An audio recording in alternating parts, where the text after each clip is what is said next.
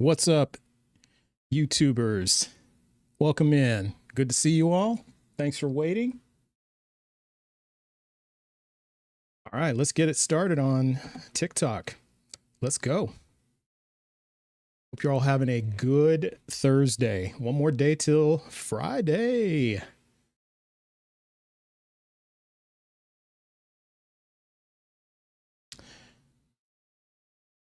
Kif Webb, good to see you.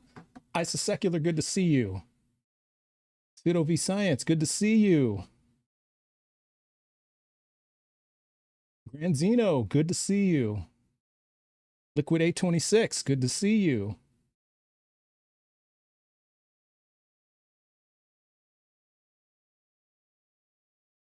I'm glad you all are here.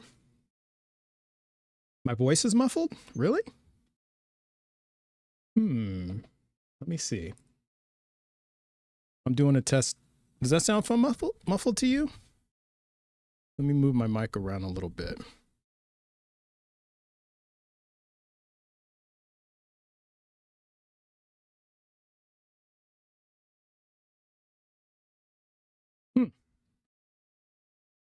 Manders, hey.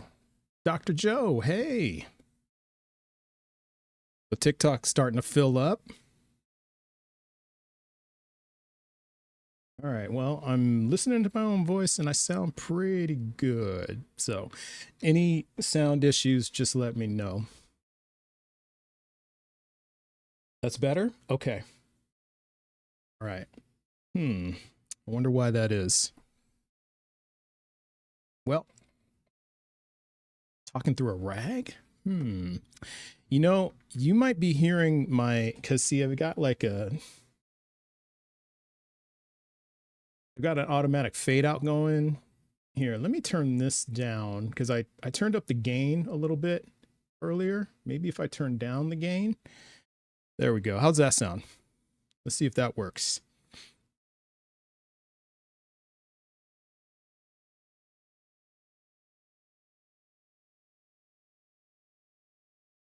Let's see. I haven't put together an official formal syllogism for an eternal universe, but I'm just basing it off the evidence that we have.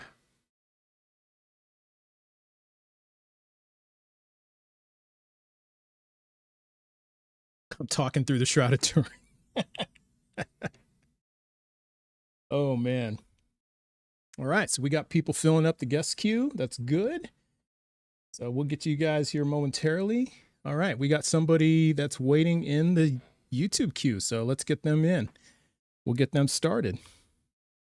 So we have Maxine, who's been in the queue. So let's get Maxine in here and let's get things started. How's it going, Maxine? Good. How are you doing today? Hey, doing well. Are you at least 18? Yes, I'm 19 years old. You're 19 years old? What year were you born? I was born in 2007. Okay. And which God do you believe in? I believe in Jesus Christ. All right. And what's your best evidence? Oh, and what are your pronouns? She, her. All right. All right. Maxine, what's your best evidence that God is real? My best evidence that God is real is based off logical thinking. Based off logical thinking. Okay. And what logical thinking do you use? What is this?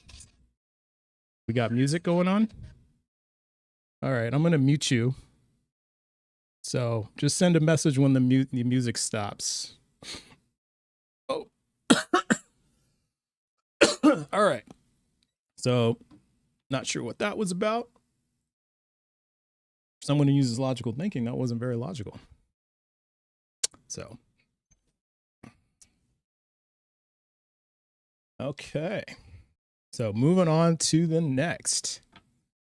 And so 82 people already. Nice. 16 on YouTube. So let's tap the screen. Let's get some likes going so we can feed the algorithm and share it out with some friends or not friends. So let's just share and get it going and get it out.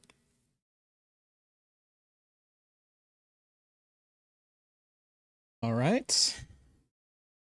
Let's see who we got here.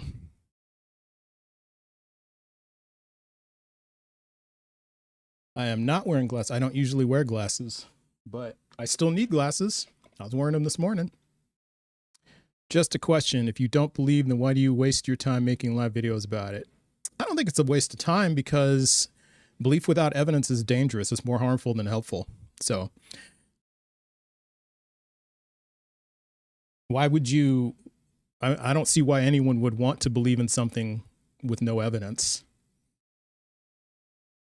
All right, let's go with determined fate. How's it going? Good. I've just stopped by to say hi. I've been up here before. I don't know if you remember me. I think I remember the name. Yeah, I think I remember it. I don't remember what we talked about though, but I'm glad. Hey, you remember me though, so welcome back. Yeah, we talked about free will and determinism, I think. Okay. Well, just a quick. Well, first thing, are you driving? No, I'm not driving, but I am outside sitting in my car. That's fair. And then let me put my window up. Oh, yeah. Oh, no, that's not necessary. As long as you're not driving, I'm good with that. And okay. Well, can you remind me which God you believe in, and which pronouns do you prefer? She, her, and I'm actually agnostic. But if you don't remember me, then I remember guess, now. Yes, I remember. Yeah, it's been a while. It's been a long time. Yeah, it's been a while. Yeah, all right. I think that was last year. Yeah, it was like last year. You said I can stop by sometimes, so. Well, you stopped by. That's great. Appreciate you. All right. Well, let's see. So you are agnostic, and now I kind of shift a little bit. I'm really focusing on believers, because I want to really understand why people believe things without evidence. And you're definitely not in that camp since you claim agnosticism, right? So, but yeah, we can mix it up for a few minutes. So what do you got? I did want to ask you a quick question. Yeah, I did want to ask you a quick question. Yeah, sure. How do you ground truth in reality? And it's like, have you heard of the problem of the criterion? No, I have not heard of the problem of the criterion. My connection's bad. Hold on. Yeah. Okay. So basically it refers to like basically the ultimate question is how can we trust our senses without I guess appealing to some like external criteria. All right. That's independent of our senses, essentially. Yeah. So like it kind of puts you in a paradox because like it's pretty much impossible to use a criteria independent of your senses, because that would be asking you to like use like some sort of standard that exists independently of you. Like you would have to literally go outside of yourself to determine that. Yeah. So it's like. Mm-hmm. So I would say the standard that I would use is, now if we're talking so like basically how to reason in general, like how to like how to understand, identify things, how to reason, determine truth from fiction, like what's true, what's not true. I would say that the laws of logic, law of identity, law of non-contradiction, law of excluded middle, that I'd say that does about 90% of the heavy lifting.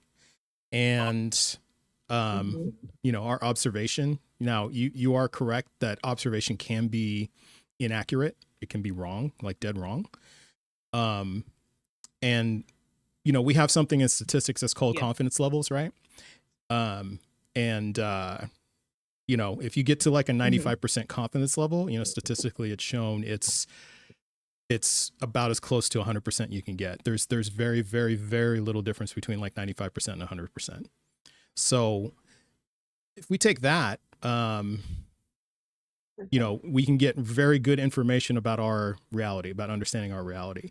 And then also keep in mind that, everything we see is in the past, if you think about it, because it takes time for the speed of light to travel, right? So even if you're holding an object like right up to your face, it still takes time for that speed of, for that light to travel from the distance between what you're looking at and your eyes, right? So there's, so you're always at minimum, you're, nanoseconds, whatever, the fractions of a second behind. So you're always seeing things for what they were. And so then you'd have to think, okay, well, what's the probability that the instantiation of this object has changed from the time the light has traveled between my eyes and this object, that time that has elapsed? What's the probability that object has changed somehow in the instantiation of it? Like what's the probability, like say if it's no longer there, or if it's something completely different? And I'd say the closer you are, I'd say the lower the probability of that happening, right? So, and we have other things like inference to the best explanation. I happen to be a pragmatic fallibilist, naturalist. So, it is, we seek, we have truths based on the information that we have, but it's subject to change at any time. So there's a lot that goes into it. Pragmatic fallibilist. Yeah.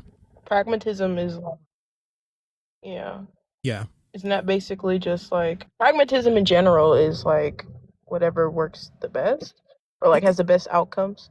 Yeah. And in this sense, something to that degree. Yeah. And so essentially, yeah, it's like whatever works the best, and you take like ideas and theories and beliefs, and then you base that on what the consequences are, the utility, and real world success. Like you apply these theories to real world, and then you see what the real world success is. So I guess the like one way to do it is like the difference between theory and practice. That would be like one example of what pragmatism is. You have a theory, you test the theory, and then you see what the difference is between what the theory is and then what the outcome is. So it's really more based on outcomes and problem solving. And then fallibilism is just saying that basically it's true until we prove it wrong. So if we come up with more information, then we change our position. Yeah. So, but I would say the more truths we get about a particular position, the closer to 100% it is. But, in my worldview, nothing is like 100% true. It'd be like 99.9999999 all the way down.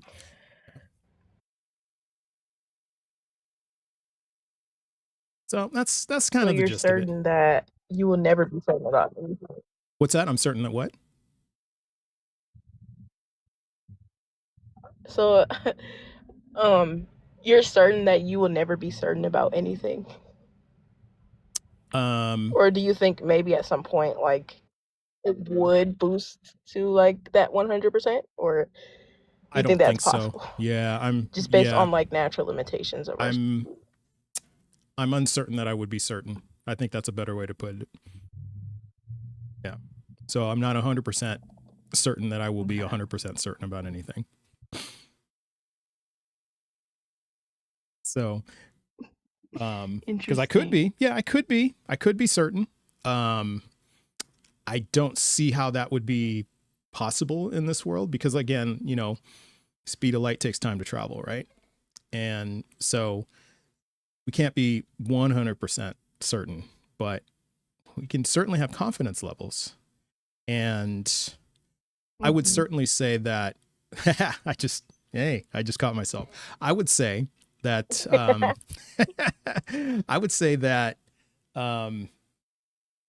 it would be, I think it's pragmatic to have a confidence level that matches the evidence that you have, right? So like, for example, at one point I was more confident than not that Jesus existed as a real person, right? But then I started looking at other evidence, and now I'm not so sure. I'm about right on the fence. I'm about 50% on a good day. And that's just because I haven't and that's the evidence I've seen. So if I looked into it more, would my confidence change? Possibly. It might. but I'm also kind of apathetic to it too. I'm not Mhm. that invested in knowing whether or not Jesus is actually a real person. It's really not that deep to me. So, I think that me having a 50% confidence level seems about right for the information that I have. What exactly was the evidence that made you begin to like question whether or not Jesus existed as a person? The evidence that I have in favor of Jesus exists, I'll just do it both ways. The evidence that I have in favor of Jesus existing is instances in which Jesus is mentioned in, say, the Talmud, and he's not mentioned favorably, and in other like texts, and that those historical texts, like from early church fathers, it lines up with other historical figures that were mentioned like many like decades or centuries later, like say let's say like Alexander the Great, right? Although, his general Ptolemy and Aristotle mentioned, like there was a claim that I think it was Aristotle that taught Alexander the Great, and then there's Ptolemy, his general, so there is some contemporary stuff about Alexander the Great. But if I went and looked at other historical figures, that we reasonably determined to exist, it's about the same. However, the evidence against it, was the biggest one is like people who have done stylometry on the New Testament. For example, the book Christ Before Jesus. Ooh, that's a shameless plug. Christ Before Jesus. So if you haven't read it, it's $2.99. And the guy with the cow hat. Yeah, guy with cowboy hat. So that's pretty compelling stuff. And then there's some other stuff, against it that I can't recall off the top of my head. But like I said, it's not that terribly deep to me. I mean, it was interesting, but it's not the hill I want to die on. I think for me, it's better to just focus on the divinity part, because we can't prove that. So he could have existed and just been a guy. And, either way, I think it's easier to dismiss Christianity if he didn't actually exist. But I think it kind of does a job on its own if you just question the divinity, because there's no evidence of that. So, so that's kind of where I'm at. Yeah, that's pretty much the most important part. Yeah, exactly. But my connection is like really bad, so I think I might have to get off. Okay. But thank you for letting me come up here. Yeah, of course. I'll probably just be in the comments, but all right. Take care. Yeah, have a good day. It's good seeing you again. Take care. All right. Yep. Thank you. See ya. Yeah. Yeah, there was a bit of a delay there. Stardust 413, thank you. Hey, Trust, keep doing the great things that you do. Thank you. And just a reminder, this Sunday I will be on the Atheist Experience with Thinker at 4:30 Central Time. So it is at 4:30 Central Time. So mark your calendars. I'll probably put a calendar thing in the Discord, but I don't know. But it'll be at 4:30 Central on Sunday. So looking forward to it. So it's gonna be fun. It's gonna be really fun. All right, let's go to the next guest. John Pork, 123. How's it going? Pretty good. How about you? Yeah, doing well. Can I get your age and pronouns, please? I am 19 and I'm he, him. All right. And which God do you believe in? John Pork. John Pork. Okay. Are you a mind that created the universe? Did John Pork create the universe? No. John Pork did not create the universe. He is a god that just recently surfaced. So he was slimed by his homie, Tim Cheese, and then he came back a week later, and this was confirmed by Agent 5.5. All right. Okay. And what evidence do we have of that? Agent 5.5. Okay. So can we like talk to Agent 5.5? Is there Yes, he's actually on this app. He's actually on this app. He's on this app? Okay. Yeah. So he says it. All right. Yes. Okay. Yeah. And so he says so. And then how do we know what Agent 5.5 says is true? Because the only word that comes from Agent 5.5's mouth is the exact truth. Okay. How do we know that? Because he said so himself. He said so because he said so? Man, you have more evidence than of the Christian God. This is amazing. I know. It's a lot of evidence. Yeah, right? Right? I know. Yeah, so John Pork is the true God, is the minded creator of the universe because Agent 5.5 says so. And the reason we know Agent 5.5 is telling the truth is because everything he utters out of his mouth is true. And the reason we know everything he utters out of his mouth is true is because he said so. Yep. Settled. Okay. Where do I sign up? Um, You see how easy that is, Christians? You see how easy that is to give evidence? See? Just like that. It's crazy evidence. I know. It's I know. We resolved this how shit in could you 2 not? minutes. Like we Yeah. resolved it in 2 minutes.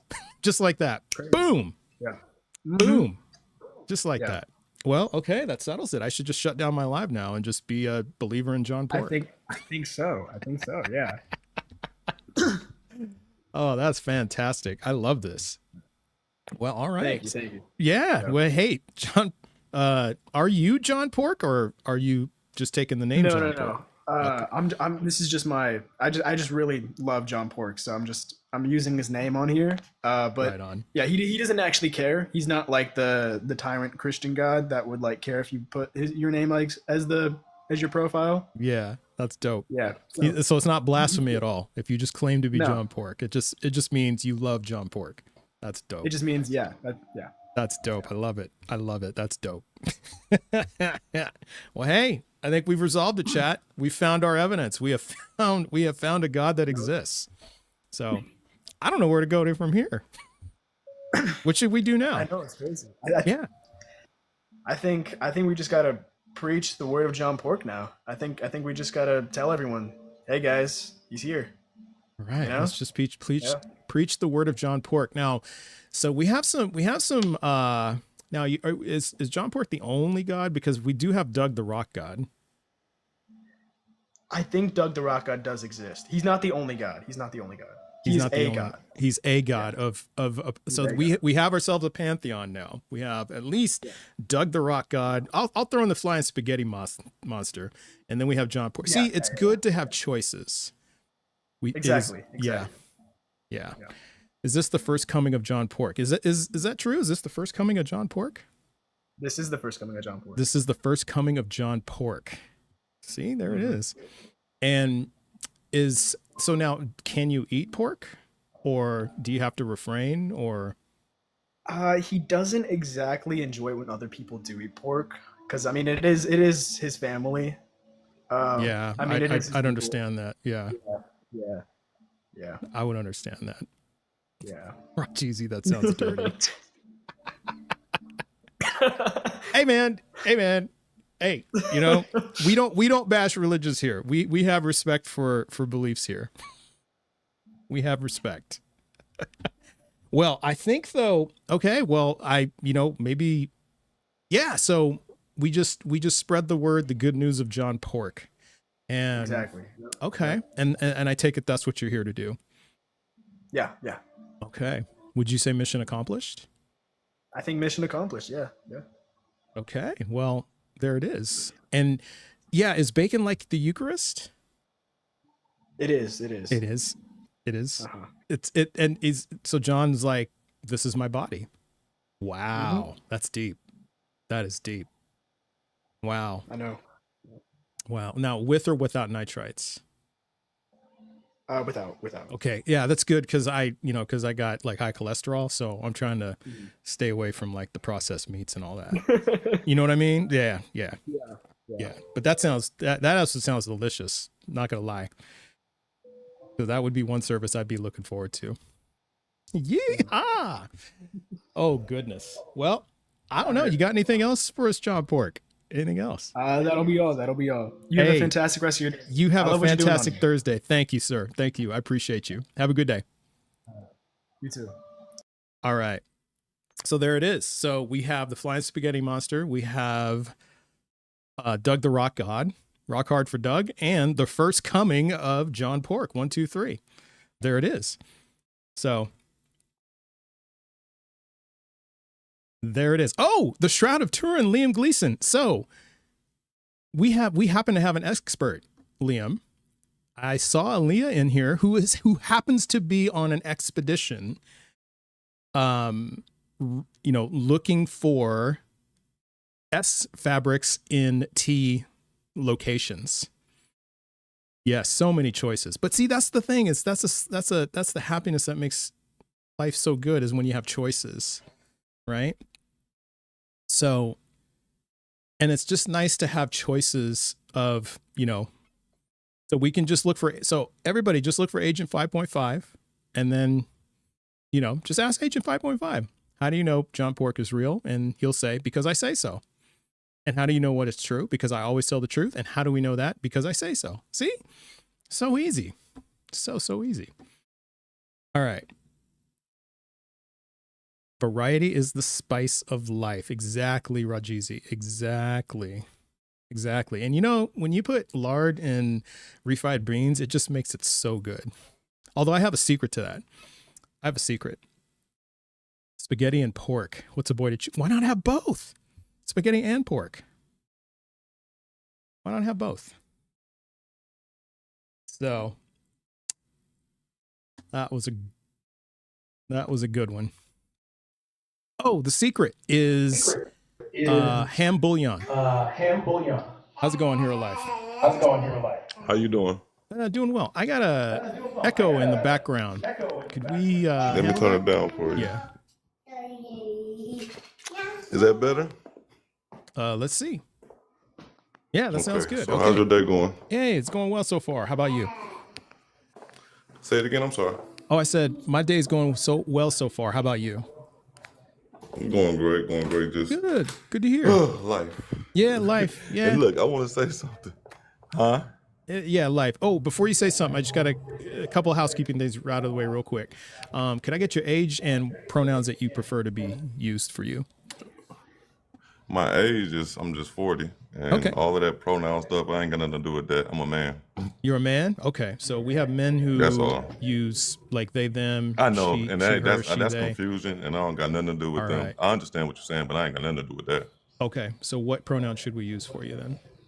I don't use no pronouns. I'm a man. I don't even. You don't use pronouns? Let's just speak. I'm just a man, bro. I don't go off of what. I don't Okay. go off of that stuff. I believe them even creating that and saying that stuff.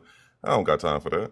All right. So if we hear you use a pronoun, we'll just stop and because I want to If you hear kind me of use a respect. pronoun, Yep, I just heard you use a Oh. pronoun. Me is a pronoun, and you is a pronoun. So can't use those. yes, sir. I guess. Oh wow. Oh, well, that's a Wow. pronoun too. I's a pronoun too. I said I didn't. I said yes, sir. Yeah, I is a pronoun. Yeah, we can't use I. No. You don't have to say yes. What sir. is it? No, none of that. Pronoun is like he, she, it, they, them, us, we, our, I, me, it. I understand what a pronoun is, sir. I have a master's degree in education, but what I'm saying is I don't Perfect. deal with it when it comes to that stuff, like the way you speak, and that's like Okay. it's a bunch of confusion. That's confusion. I don't deal with confusion. I just want to share something with you, but I ain't got time for. Oh, you said a pronoun. Or you said a pronoun. So you know what? Have a great day, because I don't All got time right. for that. Ooh, that was a crash out. Pleasant crash out, but a crash out nonetheless. Yeah, no time for pronouns. Masters in education. No time for pronouns. I got a master's degree and I got all the time in the world for pronouns. I don't understand. I don't get it. All right. Next up. We have Webster. How's it going?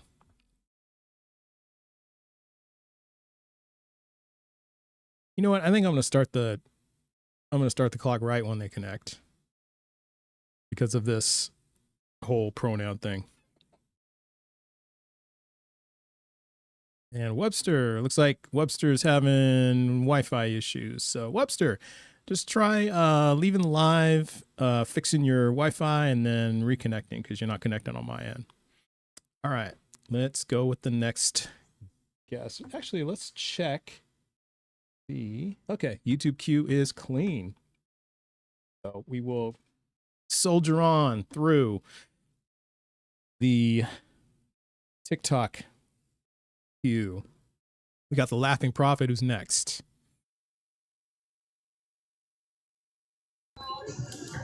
Laughing Prophet, how you doing? Hello. How you doing? Good, good. How are you doing, sir? Doing well, doing well. Oh, can I get your age and pronouns, please? I am 22 and my pronouns are, well, I'm a man, like the man said before. You're a man? I don't. Okay. Yeah, so I guess he. He. Okay. Yeah, I'm sure that, it's pretty odd you up here asking for pronouns. I mean, You think so? yeah, a little bit, Yeah, I'm why so? a strong man of God, so Yeah. my little sister is, she's bi, so I understand it, Mm-hmm. Mm-hmm. And we do, yeah. So what about men who use they them pronouns and they them? And Oh man, Yeah. I don't know, and she man. they. I don't know. Yeah. So we have I don't know. we have You men know, like I'm that. 22. That's I why I'm grew trying up in to. the That's why I'm church. trying to just do it in, with respect. I want to just use the pronouns that you understand. prefer to be used for you. Yeah. I understand. Yes, Pretty sir. simple. Okay. All right. All right. And you said you grew up in the church. Which church is that? I grew up in a few churches. My grandfather is actually a pastor. Okay. So I grew up in a few family-owned churches, and then I had my grand. She was a member of a different church who is closely connected to our family, and then also my great grandma. She grew up at she had us at First Methodist Church Uh-huh. in Columbus, Ohio. Oh, okay. And so Christian. So these are all Christian. Yes. Okay. Yes. All right. All right. Fantastic. All right. What is your best evidence that God is real? The Laughing Prophet. I like that name. The Laughing Prophet. My best evidence is actually something well, shit. Have you ever heard the Cowboy Carter album by Beyonce? The Cowboy Carter album. I've heard snippets of it. Yeah, I've heard some of it. Well, if you look at that, right? Mhm. And like it took me a while. That album came out in 2024. Okay. But Beyonce actually wrote a few verses about me. About you? Like me myself. Yeah. Like the Laughing if Prophet? you listen, yeah. Like if you listen to the song Two Hands to Heaven, right? Okay. She has this verse where she says, "Carry on to Vegas." And Carry I on actually to had Vegas. Wait a minute, that's about me. shit, maybe, but I had Yeah. a lost love in Vegas. You know what I'm saying? I ended up Carry on to spending Vegas. over. Yeah, I had I a ended up layover in spending Vegas. over one time. $6,000 on her, and then Wow. yeah, so that was something. And then also in her song Just for Fun, she mentions somebody wearing a mask. Okay. Hey, I've worn a mask before. Yeah. Man, this is a trip. All right. So I've had a layover in Vegas and like multiple times, and I've worn a mask. So the Beyonce must be talking about me and you. Wow, what are the odds? That's wild. Now, how is this evidence of God? Well, I myself am the Holy Ghost. You yourself are the Holy Ghost. I am the Holy Ghost. You are the Holy Ghost. Okay. All right. So if we deny you, is it blasphemy? Honestly, I'm still trying to figure out things myself, man. Okay. It's hard on it, you know, but It's if hard. you look at John 14:26, Yeah. you know, and that's something that I actually was with a pastor and he was speaking to God, you know, and Mhm. God recently started speaking with me like in 2025. But see, when I was little, right, I had sinned. When you were I little, did a like real how old were bad you? sin against God. What'd you Like do? this was What'd you when do I when was you were 8 little? or 9, right? When you were 8? And I was like 8 or 9. And on top of me, right, it was just me, my sister, and my cousin. Okay. And I heard a voice that said, "Don't." But you know, I looked around, you know, and it was a pretty loud voice, but I only heard it one time. You know, we were sitting there smoking. You were smoking at 8? Yeah, I was smoking at 8. I was with my big cousin Rand. He was 14. My sister India, she was 9 years old. And you all were smoking. Yeah, we were smoking. Yeah, it was. Wow. I stopped smoking around Man. 14, 15. The but preacher's you know, kids, man. It's the preacher's kids, oh man. man. Yeah, well, Yeah. I mean, you know, in a church environment, and this is something that, you know, it was real strict, you know. So I grew up Christian, but you know, when freedom was introduced, I just took hold of it and I ran with it, you know. So it wasn't smart on my end, but I was young, you know. I Okay. felt like I could do anything. All right. All right. But Still waiting for the evidence of God. Like you did say you're the Holy Ghost, but how do we know that's true? oh man, you would just have to pray about that, man. I got to pray about it. All right. Yeah, you would have to pray about that. But Is John, the laughing prophet the Holy Ghost? oh man, I see your prayers ain't reaching up to me, huh? No answer. Wait. Yeah, no answer. So, no response. But which is kind here we of go. par for the course for me. Here we go. I got John 14:26. But the Comforter, which is the Holy Ghost, whom the Father will send in my name, he shall teach you all things and bring all things to your remembrance, whatsoever I have said unto you. Peace All right. I leave with you, my peace I give unto you, not as the world giveth, give I unto you. Let your heart be troubled. Let not your heart be troubled, neither let it be afraid. Well, see, my mom, she was born with a cookie bite hearing loss. Uh-huh. And growing up, Uh-huh. and this was like a miracle that, you know, of course she got hearing aids and everything, but growing up, she said that she could hear me crying. She could hear you crying? Even though she has hearing loss? Even though she has hearing loss, you know, I had a scream that she could hear. Now, after, you know, that incident, I myself got, does the Beyonce story mean she's a prophet? That's the crazy thing. I mean, you look at Beyonce's album, she has Spirit. She also has the song Bigger. And then you go to her album, I think it's called The Carters. Okay. And, you know, and Beyonce just has a whole message, you know, and one thing about me is, you know, I do my research, you know. All right. So, but Beyonce has a whole message about, you know, her repenting and, you know, basically what the enemy or the industry has done to her, you know, like. Yeah. Still not sure how that demonstrates that God is real, because that's what we're looking for. So what got you there? All right. Oh no, so I was my bad. At, I was reading the comments. Okay, because so far we're sitting at, we are sitting at what, Beyonce, you smoking at 8 with your sister and your cousin, and what else did you say? Oh, your mom having hearing loss, and I'm not sure how any of those things show that God is real. What's up, Jessica? Hey, what's up? Hey. I was coming up to Hey, I was letting you know that they sent a jellyfish to kick the guest. Oh, did they? My bad. Okay. Yeah. All right. Yeah, Hey, you were looking down. the Laughing Prophet. Yeah, I was. Laughing Prophet, we gotta let you go. But hey, appreciate you coming up. All right. Thank you for that. Appreciate Oh, can you. I hang out up here? Yeah, of course. Absolutely. Okay. You Sweet. definitely can. Yeah. That was something. And thank you for the jellyfish. And sorry I didn't see it earlier, but I appreciate you. And okay. W.E. Weezy. W.E. Weezy. Thank you. Thank you. Thank you.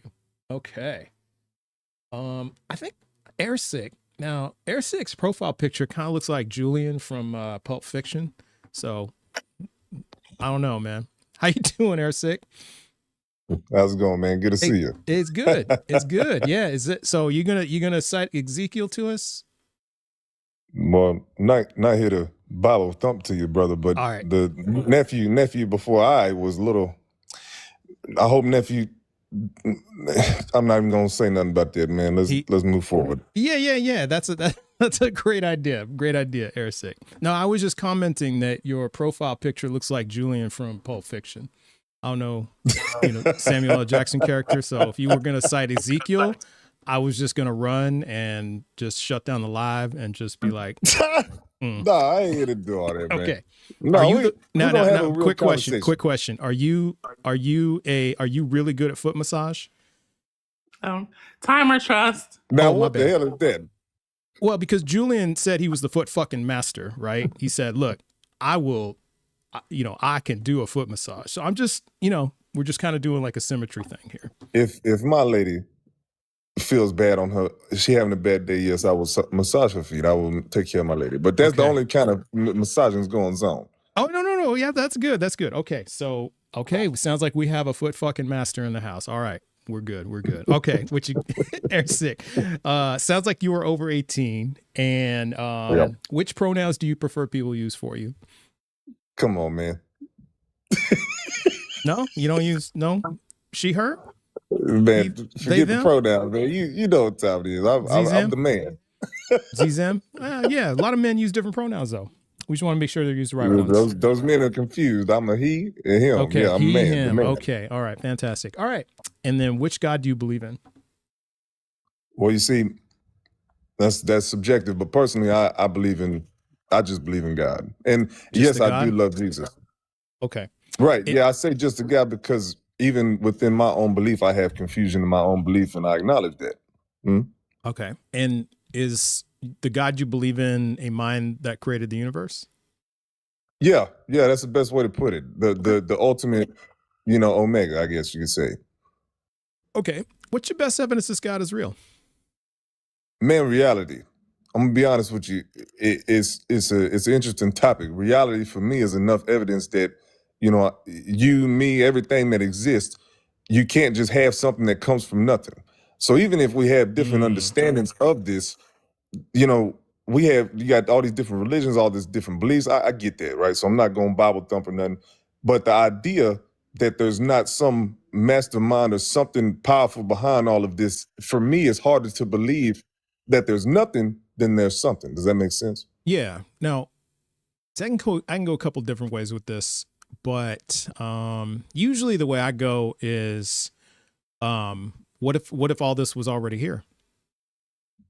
Sure. Well, not all this, Absolutely. but most of this. Yeah. What if this was already here? It's always been here.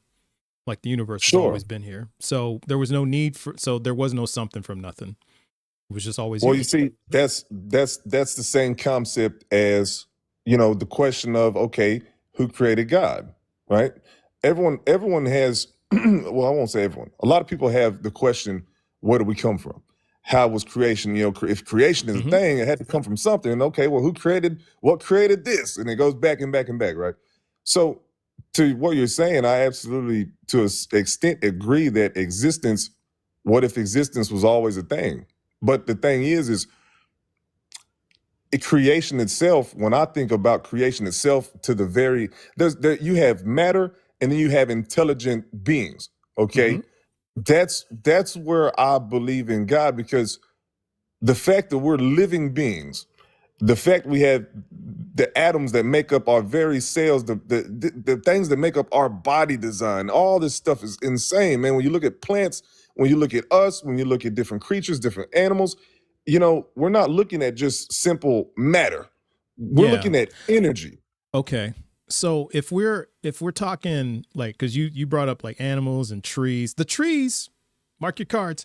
If we're talking trees, animals, us, and you're saying all this was created, All how of do we it is know that, alive. though? Yes. Yeah, how do we know that? Because see, the scientific evidence we have doesn't say that.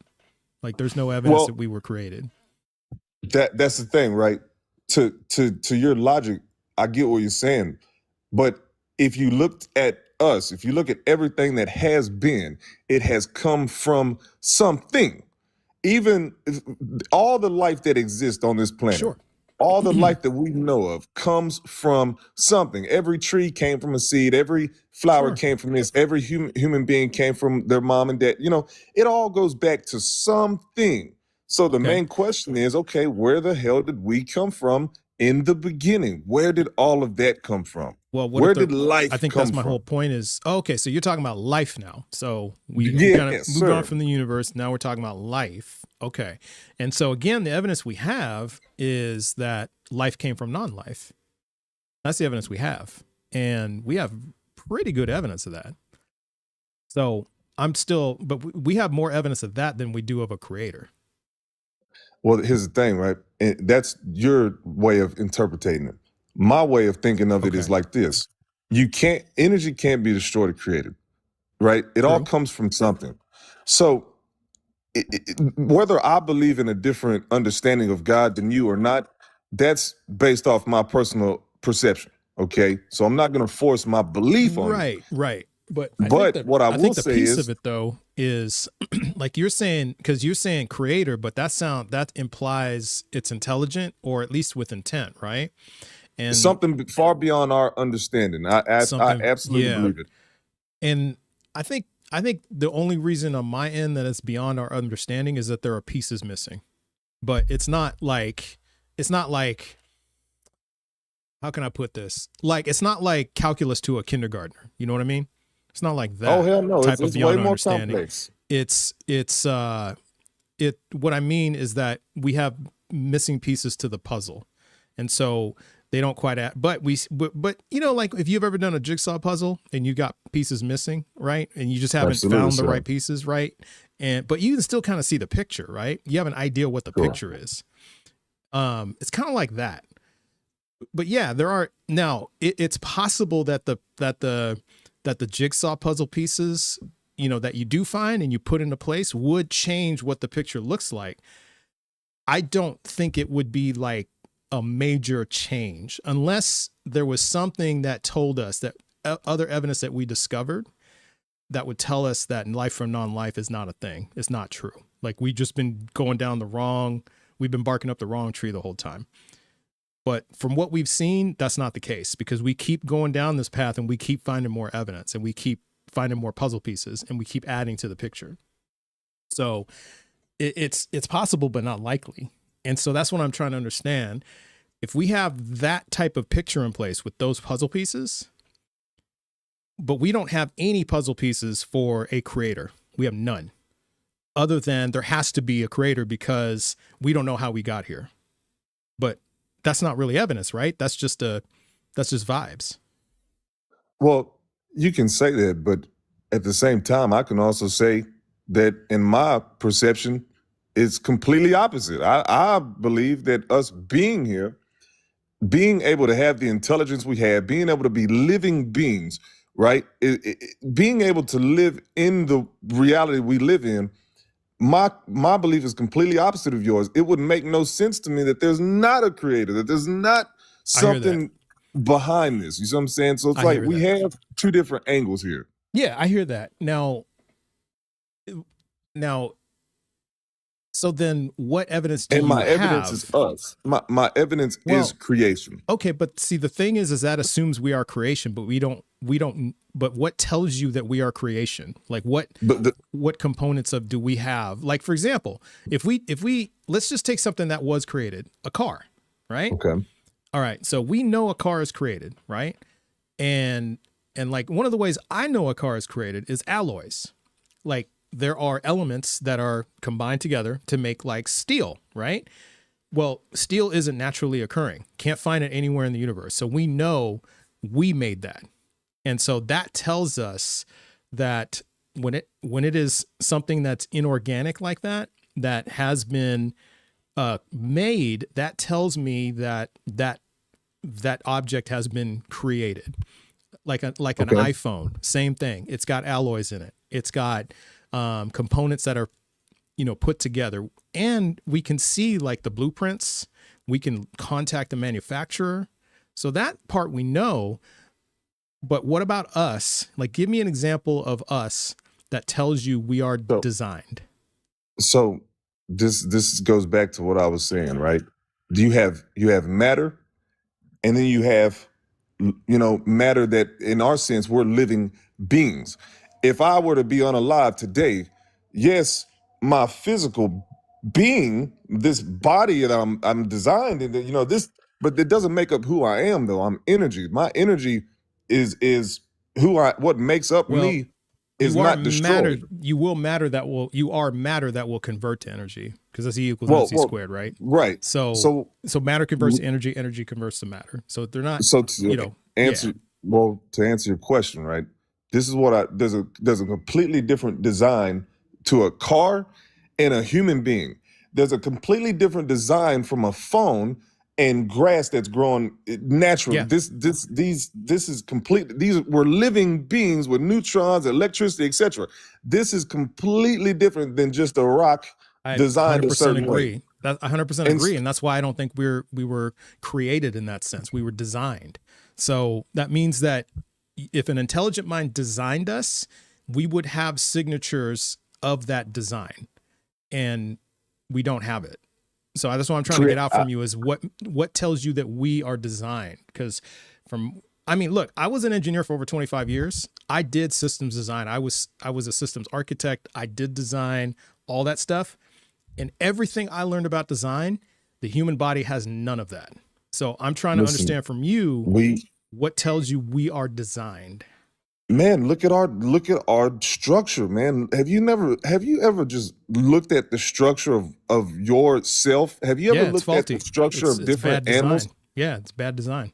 No, it's a blessing. You're a living being, man. You're capable of thinking for yourself, having emotions, etc. Everything that makes up you is absolutely, it is a miracle, everything that makes up you, man. So what I'm saying is, here's a new one that I got. Here's a new question that I got. So for example, is it good design that our kidneys create rocks that cause excruciating pain? Our bladders create rocks that create excruciating pain. What is the design in that? If you don't take care of yourself, absolutely, there's a chance of things happening. You have natural causes, you have accidental causes. Things happen, right? We're living beings. We're not just living a perfect life where nothing happens to us, right? But so I don't know people why get that even matters. when they take care of themselves. Certain things happen. Yes, I mean, look, you can't control everything that happens. Okay. Well, see, here's the problem with that, though. This is the problem. The problem with that is do you understand? Like in terms of design, there's this concept called constraints, right? And constraints are what lead to flaws, because constraints are something like you have a constraint on budget or time or materials. Those are 3 examples of constraints, right? And when you have constraints on one of those, because those are the 3 major constraints. And if you have constraints on those, especially time, you're going to have more flaws because you don't have time to look over the design. You don't have time to refine it, to make it better. And even then, and we are fallible too. We're not perfect. So no, not at all. We're not perfect. Right, at all. right. We humans are not perfect. So there's that. There's the element. So that's a constraint too, is the element of human error. That's a constraint. So you'll come up with flaws. You'll come up with errors. Now, is your God perfect? I would say God is perfect in the sense of I would say God is perfect in the sense of perfect is subjective. What do you mean when you say perfect? What do you mean? Do you Perfect mean means like without any flaws? No flaws. Yeah, no, I would say God is absolutely perfect. Okay, he's absolutely perfect. Why would a perfect God design flawed beings? Design flawed, like trees are flawed, flowers are flawed, we are flawed. Sure. Animals are flawed. Bad design. Why would God design something so badly? I mean, you it's perfect being. bad, but to me, it's it's a awful. blessing. I think Awful. being alive is a blessing. I think being Oh able yeah, to I'm be with you. part of I existence. love being alive. I'm not talking about that, but everything about us doesn't follow the concepts of design.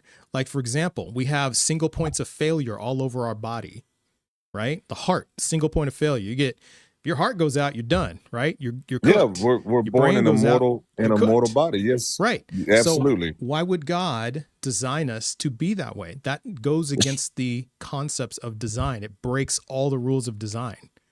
It's No, it horrible, goes beyond awful your design.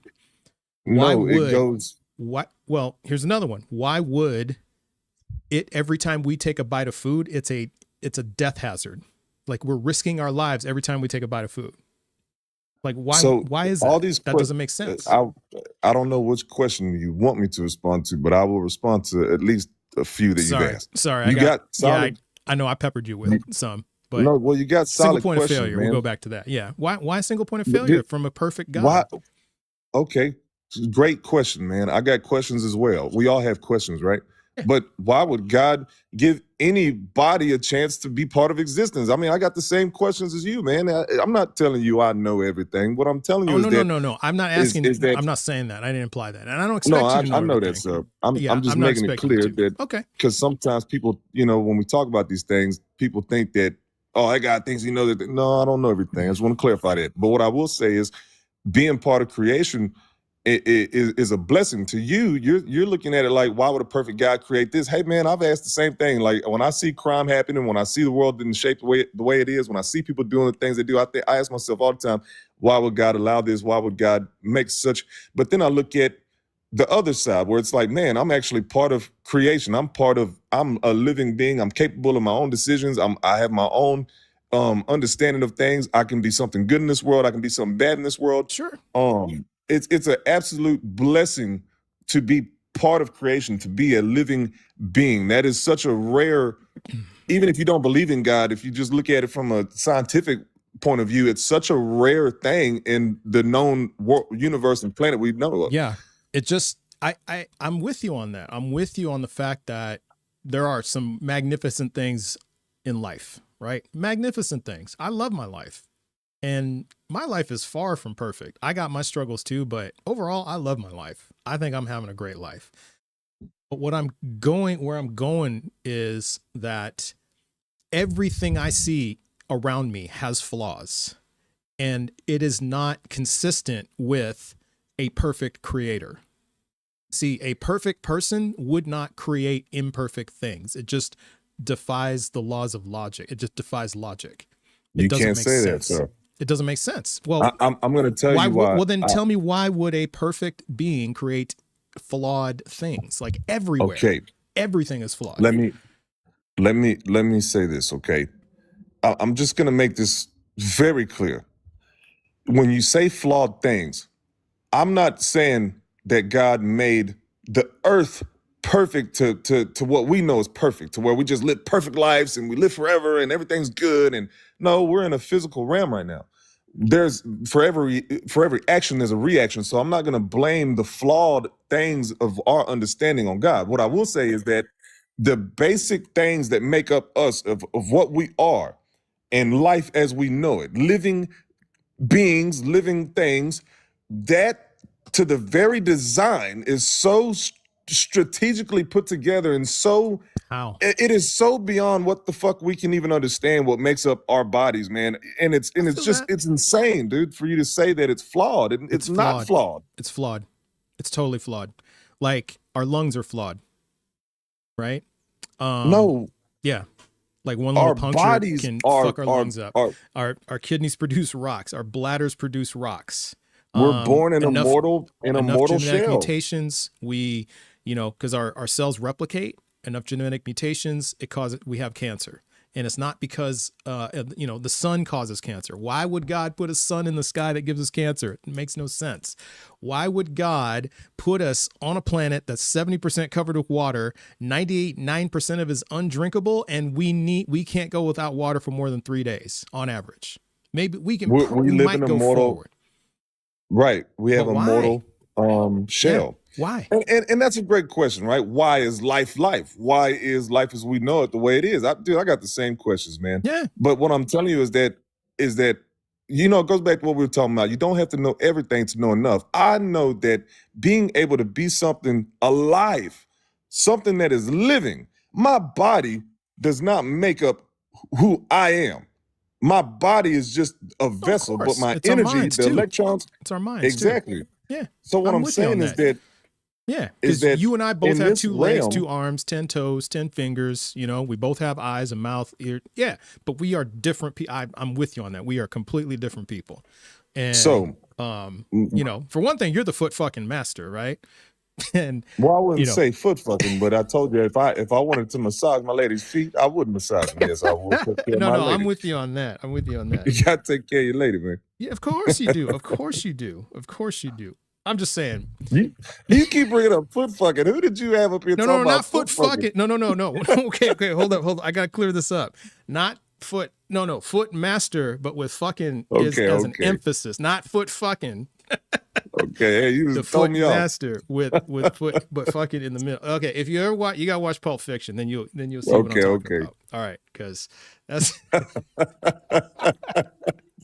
You threw me in for a loop, no, man. I ain't talking. No. I'm not saying your fucking feet or nothing like that. I mean, but if you are, it's all good. Hell no, shame, brother. I don't you get down do like you. that there. I'm not like, hey man, I let people be people. You do you. As long as you're not harming nobody, do what you want. It's all Your good. life is your life. Yeah, your life is your life. Exactly. Just do what you want. But so back on what you were saying. Though, what was the context of what you were saying? Okay, so the context of what I'm saying is, like I'm saying, I'm listing for you all these problems, right?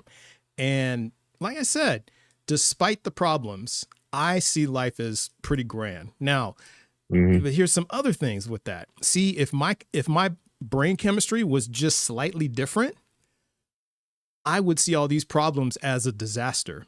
I would see these as life not worth living. You see what I mean? And it's just and it's just simply because my brain chemistry is just slightly altered so subtly that everything that I'm calling out to you as problems that might cause me to be so despondent and depressed, I might try to unalive myself, right? I understand. Yeah, see, and that's the thing is that we have, and so if we are designed, it's just there's just so many flaws and so much potential for things to go wrong, Okay. And that doesn't make a lot of sense to me. That makes no sense to me. Like, why do we got to eat 3 times a day? It makes no sense. Like, why can't we just eat for pleasure? Because good food is great, right? But to have to eat it all the time, like, why? Makes no sense. If you're born of a creator, if I was a creator, I wouldn't make us eat fucking 3 times a day. I would just say, hey, if you want to make something, make it and enjoy it, but I'm not gonna force you to eat. Like, we have no choice in that, right? We have no choice in having to drink water. No choice there. So some things he gave us a choice, other things he didn't give us a choice. Like, you can't use free will to overcome eating and drinking, right? Using the bath, you can't overcome any of that. You have to do it. Like, it makes no sense. Yeah. Why would a you creator have do some that? valid questions, brother. And listen, this goes back to what I was just telling you, man. I got my own questions too. You got questions. Everyone on this live has questions. I can't answer every question you have, but I can give you my perception. Of course, in response, and that's good. And that's good. And I'm good with that.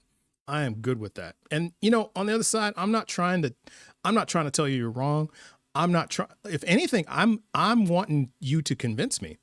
Like, that's why I'm asking you these questions, because look, if you come up with good answers, it might make me go. I have an answer for what you just said. All right. My only answer to it, to simplify it, man, I get what you're saying. I get what you're spitting. I agree with you to a certain extent. Yes, some lives, if you're dealing with certain things that this world, has involved in it, it will absolutely make you, see the flaws of creation. But what I'm telling you is, even with the flaws of creation, even with the possibilities of things happening, I still will always look personally, right? Will always look at life. Being able to live is always going to be a blessing for me because I understand personally that this physical form does not make up who I am. In this realm, you could say that in this realm there's flaws, but how do we know that what's coming next there is no flaws? Does that make Okay. sense? Which that's a I hear belief. that. That's a belief. So Mhm. you know, I hear that. Now, the other part of that though is if this life is a gift, as you put it, I is believe it? so. Yes, sir. Yeah. So now, have you heard of? There's a condition, and it's a genetic mutation, and it's called Edwards syndrome. Have you heard of it?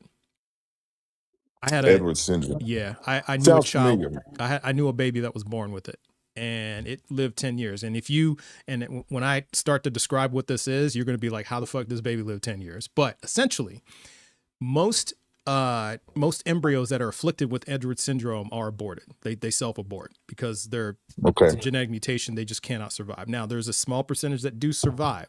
And when they do, they are extremely developmentally delayed, no eyesight, no hearing, no speech. And in some cases, their nerves aren't fully developed to the point where they fire off signals constantly, keeping the baby in pain constantly. So That's sad. this baby, it's awful. And Yeah, most of the times they'll live. Sometimes they'll live a few days. Sometimes they'll live a few months. In rare cases, they'll live 10 years, like the one I know about. And this one that I knew about that lived 10 years, constant pain, constantly crying, couldn't see, couldn't hear, couldn't speak, nothing. Right. And no opportunity. There's no chance of learning anything. Right. And so would you say that girl's life was a gift? I would say that life in itself is always a gift, but certain circumstances, in that kind of situation, my question is, what was the mother's diet? What happened? There's It has nothing to always do with a diet. reason for something. Yeah, it's got nothing. All it is a genetic mutation. So of chromosomes. It's a chromosomal mutation. Trisomy 18. So it's chromosome number 18. It's just a mutation. It has nothing to do with diet, nothing to do with environment, nothing to do with like lifestyle, like partying history, nothing to do with that. It's just how the parents are built. It's I don't know mothers are much. usually the carriers, and fathers can be the carriers, but on rare cases. And so it's like rolling dice. So Okay. yeah, it's like rolling So dice. the reason I was asking that question is because I don't know much about this Called disease or Edwards this. syndrome. Yeah, I'd encourage you to Yeah, look I don't it know up. It's much awful. about that. It's terrible. And that's why I asked, because I don't like speaking on stuff I don't know about. All I know is that I know that certain diets and certain bad habits, if a baby's in the womb, it absolutely can play a factor in Not this damage. one. So I didn't know if that was okay. Not this one. So Well, man, I don't know, man. That's a weird one for me. Well, let me kind of pose it this way. So I just want to kind of get you thinking about this way. So think about it like this. Because if life is a gift, right, that means it's something given to us, right, by somebody, right? Because it has intent with it, right? So like when you give a gift to somebody, it's intent, right? And when you convey it as a gift, it's supposed to make that it's supposed to do something nice for that person, right? Like you wouldn't shit in a box and hand it to them as a gift. That's not a gift, right? It's something to make their life better. It's to make them happier, something, right? It's a benefit, some type of benefit, right? You'd agree with that? Being able to be a living being, I think is a blessing. Yes. Being able to be a living being is a blessing to me. Right. So just imagine it this way. So let's just say, like, I got a 15-year-old daughter, right?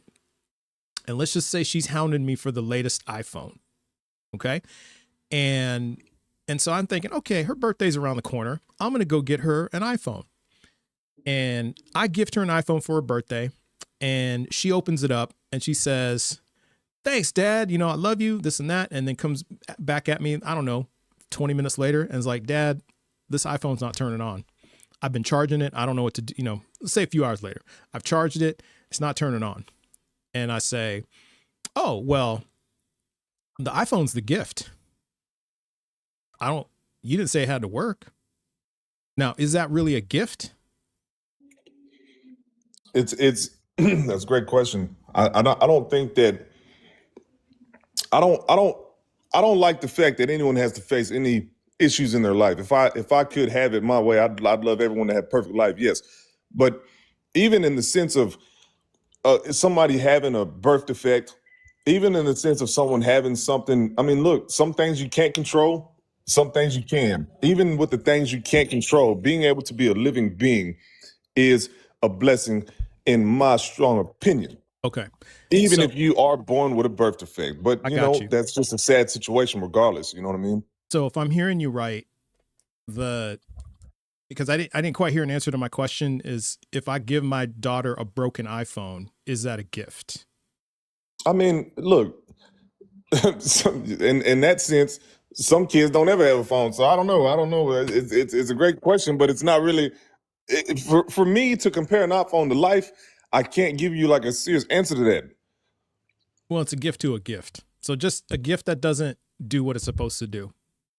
I mean, hell, even if you want to take that phone and break it down and go sell the little bit of gold in it, hell yeah, it's a gift. It's worth something. I don't It's know always any going to be worth 15-year-old is something. going to do that, but okay, maybe so. I'm playing semantics. I know I'm just saying you're it's still a playing gift. semantics. Or let's say it's a gift. Let's say it's an iPhone that explodes. What if it's like that? It explodes and it, blows 3 of her fingers off. Is that a gift? Sure. It's a very bad gift. That's to a the fucked person up that gave gift, it right? to 'em, you know? That's one Yeah, fucked up if you gift, give right? somebody like the latest iPhone. yeah, and don't give a explodes. kid a phone that'll explode. That's terrible. Right. And so this is kind of what I'm getting at is Edwards syndrome, trisomy 18 is equivalent to an iPhone that explodes, right? Because it doesn't do what it's intended, and if anything, it's damaging. It's awful. It's terrible. And Let me ask you. Yeah. So Go ahead. so wouldn't life be a gift only be for the ones who aren't afflicted with something like that? I mean, look, you can say that. Yeah, sure. All That's right, valid to say that. To some people, life is not a gift. To some people, they think that. Mhm. All I'm saying is that I pray for them people.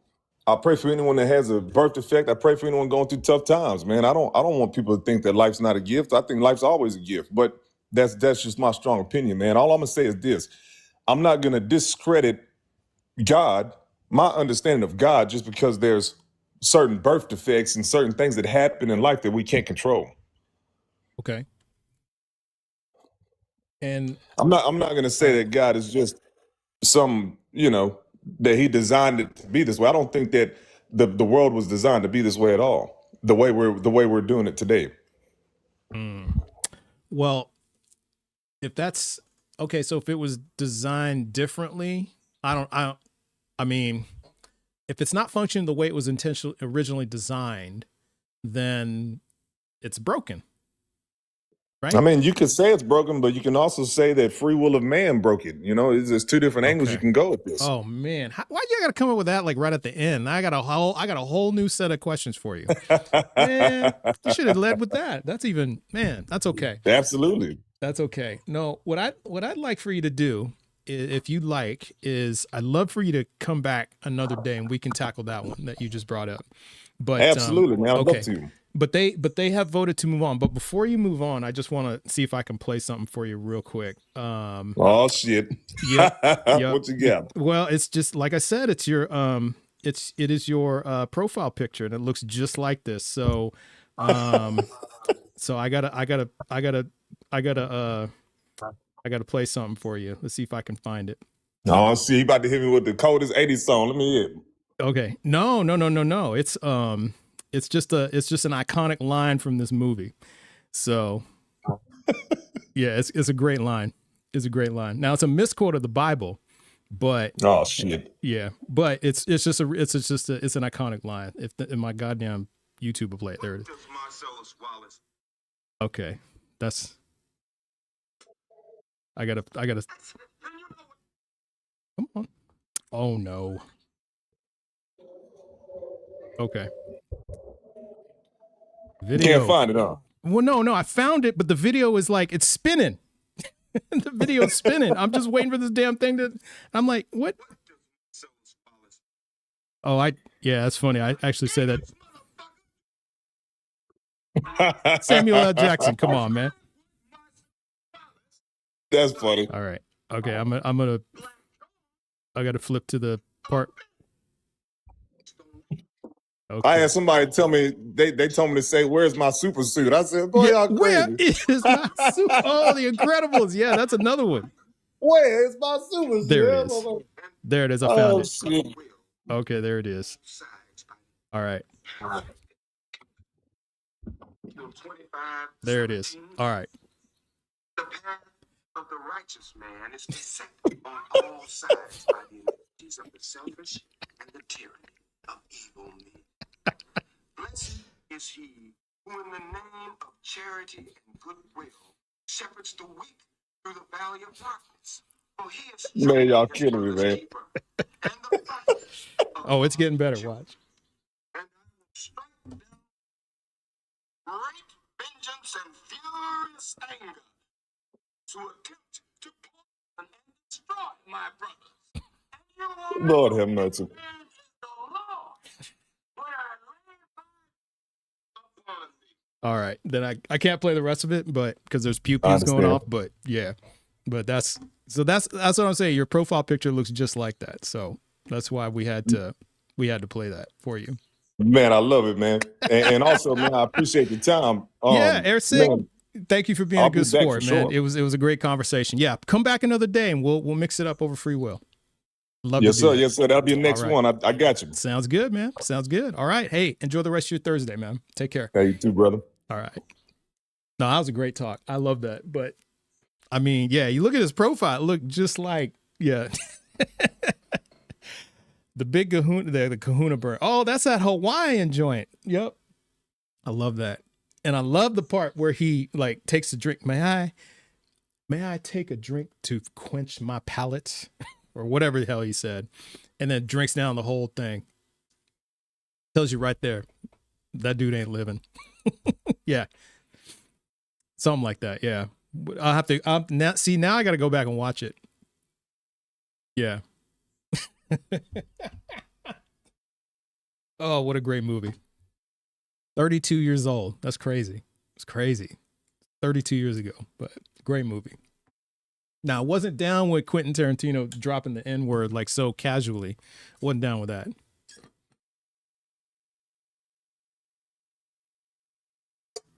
But yeah, he looked just like that. So so I'm gonna have to clip that just for those two parts. I'll have to clip that.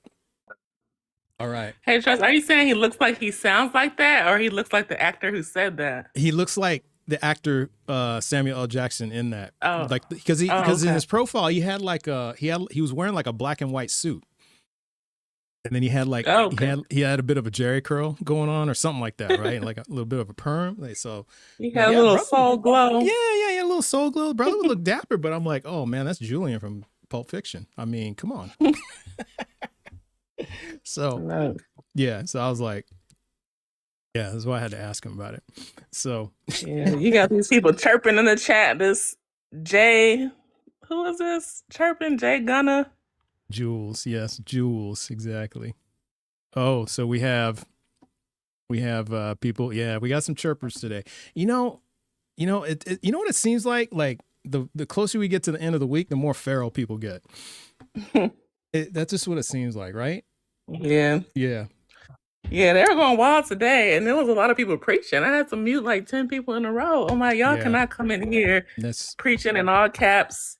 That's against the rules, guys. I know Ember's not here to announce. Yeah. But I guess I'll just do a quick one. So there's no all caps unless you're a mod. There's no preaching, no Bible, but no praying against people's will. And No also praying. tap the live, share it out, send gifts. And Andrew, I'm actually live on 3 apps. I'm on the Talk, the Tube, and the Blue app, the Purple app. Oh, nice. It rhymes with witch. So I'm actually, I'm on 3, but nobody ever watches on the witch. Nobody ever watches that one. So I'll maybe get like one here and there, but typically they don't. So I think I just more have it for I don't know, probably for archive purposes. I'm not really sure, but I don't know. It doesn't cost me anything to stream there. So I was like, I'll just stream there. Yeah, you can go over there if you want. There's nobody over there right now. I'm looking at the chat, except I get like bots that advertise in my thing. What apps again? YouTube, the purple app. Sometimes people get restricted when they actually say the names. So YouTube, the purple app, which rhymes with witch, that you can watch people stream playing video games, and of course TikTok. So 3 different ones.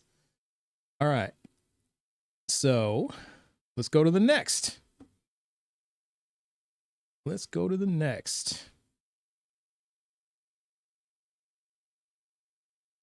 Oh man, we got, okay. I like this. A lot of people of color in the guest queue. That's what I like. How's it going, Aaron Davis? Hey, what's up, my brother? How's everything? Hey, I'm doing well. Thank you for waiting. Thank you for coming up. Can I get your age and pronouns, please? 55. He, him. All right. And then which God do you believe in? None of them. Sorry, I didn't hear you. Say it again. I said none of them. Oh, none. Okay. You're a non-God believer like me. Okay. Yeah. I deconstructed many years ago. Yeah, just a few years ago. Grew up in the church, taught Bible, studied, read from Genesis to Revelations. And then I wound up taking a class on logic. And, one of the things that it taught me is you can't believe in things that you can't see, quantify, verify, and to look at the absolute value of every piece of information that you run across, Right. And then once I, took that class, then I said, well, I want to verify my religion. And so I started doing a deep study, not just in the Bible itself, but outside of the Bible. And then trying to understand, okay, well, where did it come from? Who created it? How long did, humans were on Earth for millions of years. And then all of a sudden, just here in this recency, 2,000 years ago, that 3 religions just so happened to pop up within 90 miles of each other. Yeah. And then all of a sudden, the coincidence, huh? The coincidence of 3 religions popping up like right around the corner from each other, that everybody believes that, hey, if you don't believe in one of these 3, then you're going to be doomed to eternal damnation. Mm-hmm.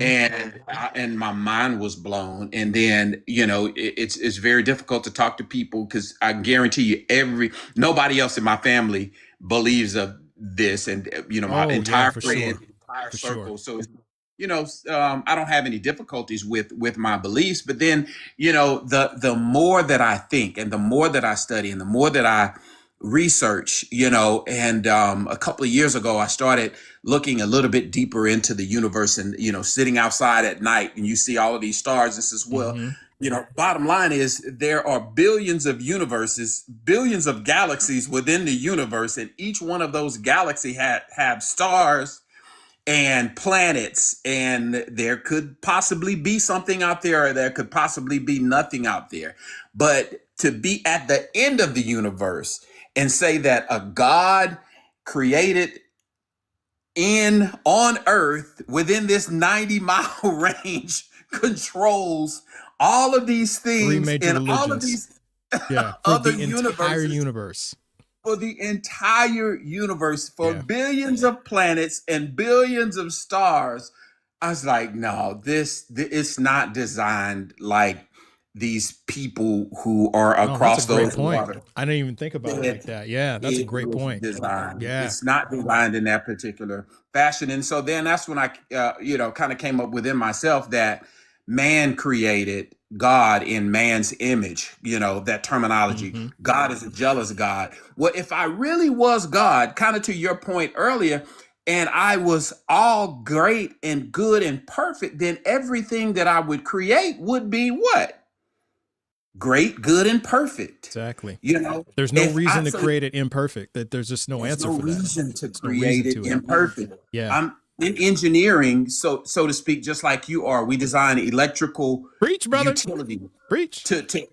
And there's no way you're going to design an electrical utility to stretch 200 or 300 miles, and then every other substation just or 10% of the substations that you design blow up and kill people. It's like, hey!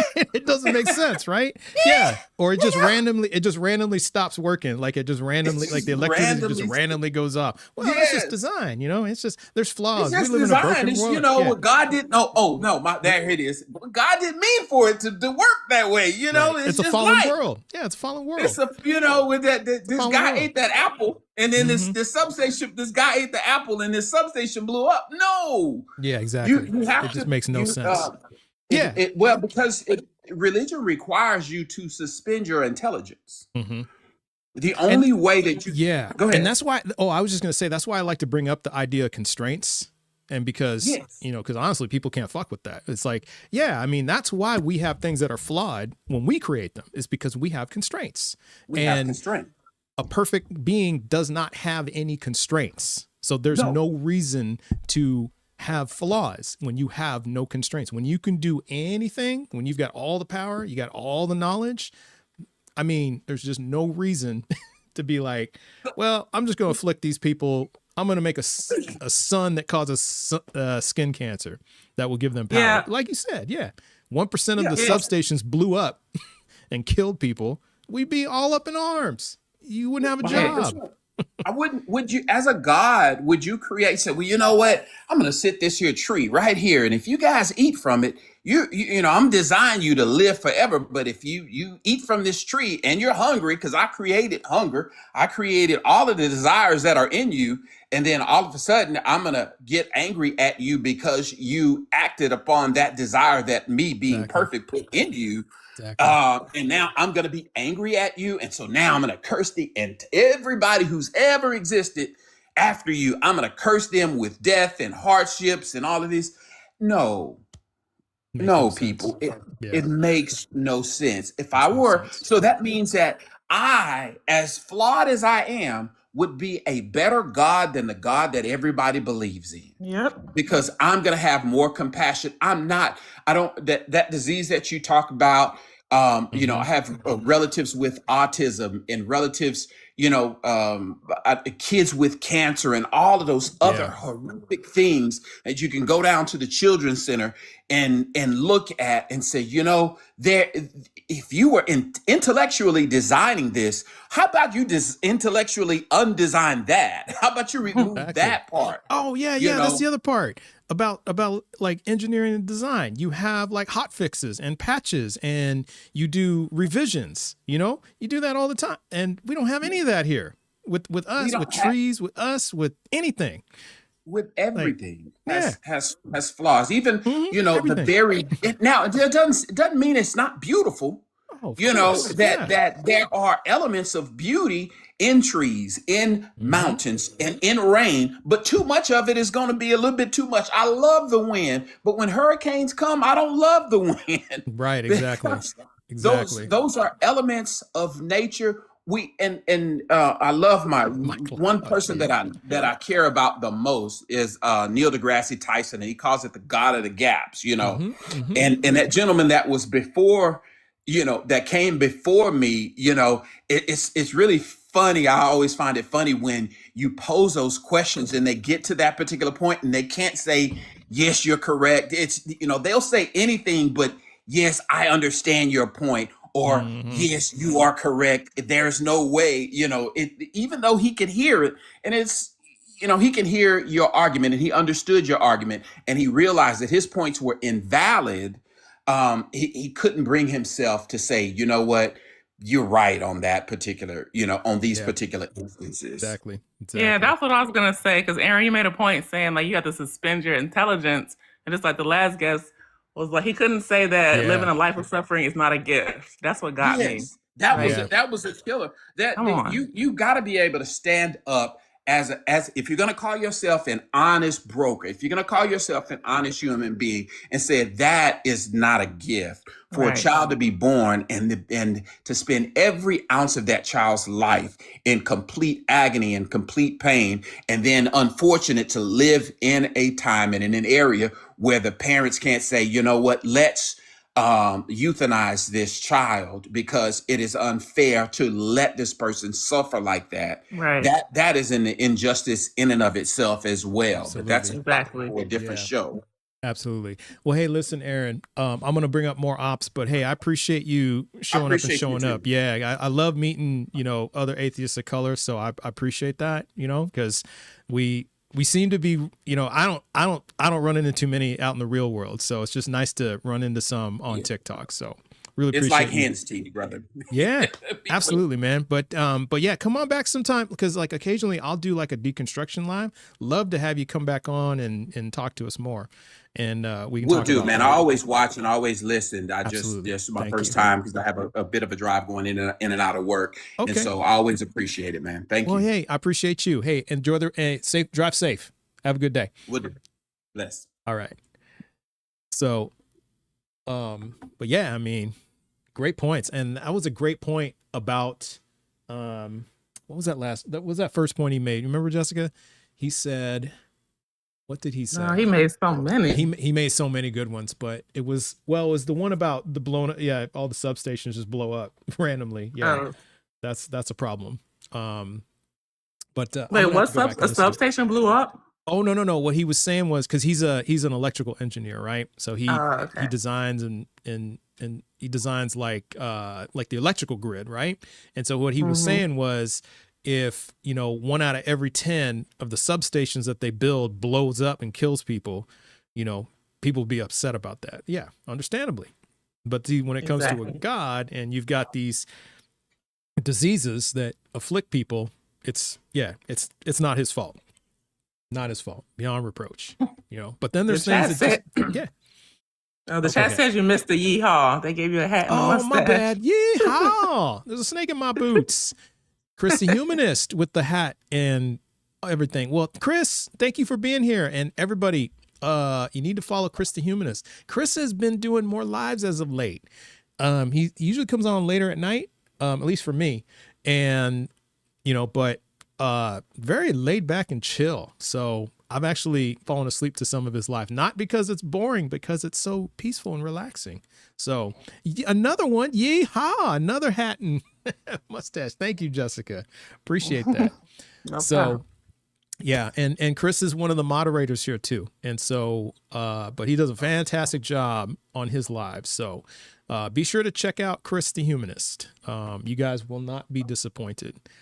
And all right, so let's bring up another one. Let's bring up Jim, who's just sitting there.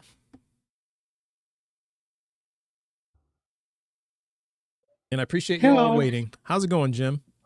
Good, my friend. I just was listening for the last 30 minutes, and I just want to say I'm a believer, but I respect people. Okay. I can agree to disagree with people. All right. Like the guy, I don't know all the answers either, to be honest with you. Well, that's great. I got questions too. Well, that sounds like some epistemic humility. I'd just like to make a comment about what you said, what you went through, and sure. Before you do, I just got to do a bit of a housekeeping real quick. Okay. Okay. Which pronouns do you prefer that we use for you? I'm not sure. I'm kidding. Not sure. I'm a he. Okay. All right. And then, it sounds like you're at least 18, so that's good. And then, yeah, I think so. Anyway, last time I looked. All right, that's good. That's good. Last time you looked, okay. And then, which God do you believe in? You said you believe in the God of the Bible. Okay, fantastic. All right. So what were you going to say? I was just going to say, I'm handicapped myself, and I got several handicapped people in my family and stuff. But, I would just like to say, it's a tragedy that happens, but, I think when people go through those things, I think we have a better understanding and a better empathy for people that go through those things. You know what I'm saying? Yeah, of course. I mean, they're not painful or anything, but I mean, like for me, for example, I'll give you an example. my parents both died of cancer, right? And sorry to hear that. My dad unfortunately, died of cancer. Yeah, so he died at the age of 59, and my mom died at the age of 70. But it's really interesting because you never know what it's like or what people go through unless you go through it yourself. Mm-hmm. And because of that, it gave me a greater empathy for people. Absolutely. A greater understanding, a greater love for those people, a greater compassion for those people. I'm dyslexic, so when people are dyslexic, I can understand where they're coming from, and I can also help them with that and how to somewhat overcome it. I'm not a teacher by any means, but I've learned some tricks how I've that's got great. along in life. That's awesome. I'm 61 years old, and I got along, and I went to college and got a 2-year degree, and I've got about 3 years of college behind me. I served in the armed forces, and I've done a lot in my life. But I just wanted to encourage you to say, maybe because you went through that, and I'm not minimizing that by any means. Don't get me wrong, that is terrible. But maybe someday somebody will come along and is experiencing that, and you're able to help them get through that. Yeah, maybe. I think maybe just a I think thought. though that why would we need to help someone through that in the first place though, right? Because like that's why we're here sometimes, is to help people. Sometimes to help people. But are you saying then that because I would still help people if they didn't have you could to a point, but you could to a point, but you could to a point, but I don't know. It's hard for me to explain, to be honest with you. Well, yeah, I just know that I got you. Just the things that I've gone through and the people that I've run across in my life, I think I have a greater compassion for people than I would if I didn't go through those things. Well, see, it's interesting. Yeah, it's interesting because I know exactly what you're saying, because I've been through some bad things in my life too, right? Yeah, we all do. Yeah, I'm fortunate that I don't have any handicaps, or any disabilities. That's probably a better way to put it. I don't have any disabilities or any, any conditions or anything like that. Any major conditions that significantly impact my quality of life. I guess that's probably a good way to put it. Have an impact on my quality of life. I don't have any of that, and a lot of the difficulties that I had were self-inflicted, and I had to overcome that, right? And so I have that empathy for people. Now but there are some people who don't have anything like that. They have, no major challenges and anything like that, but they are full of empathy. So it doesn't seem like that's required to have empathy for people, is to go through something. You know what I mean? Because there's plenty of people out there like that. But well, with me though, I'm different. You may think I'm crazy, but when people go through something, or something that, let's say, for example, I got this weird gift. I don't know where it comes from, but you might think I'm crazy, but sometimes I can actually feel people's pain. I mean, like if somebody has a headache. Empathy. Yeah. Yeah. If somebody has a headache or a backache or whatever, I can actually, if I'm near that person, I can actually feel that pain. Wow. I can't explain it. And I will go up to them and say, you seem to have, are you having any pain in your neck, by the way? And they'll say, yeah, well, how did you know? I said, well, I can't explain it, but I feel your pain. And I don't just say it. I said, I can actually feel the pain. And I just offer to pray for them, and I let God, whatever God decides to do, he does. Sometimes he takes it away, sometimes he don't. Well, but it's really weird. I can't explain that. You might think I'm crazy, but no. I don't think that at all. But I mean, because look, I used to be a believer. I was a Christian for over 30 years. Mm-hmm. Jessica here was a Christian for a long time too. I forget how long, Jessica, but I know it was a long time. Yeah, it was 20 years. Yeah, 20 years. So between the two of us, over 50 years of Christianity, of belief betwing the two of us, and we throw you in the mix. It's easily probably over 100 years. Something happened to me last year that really shifted my being, my whole being, my physical body. It affected my physical body. It affected my mental ability. It affected my emotions, especially my spirituality. It really shook me to the core.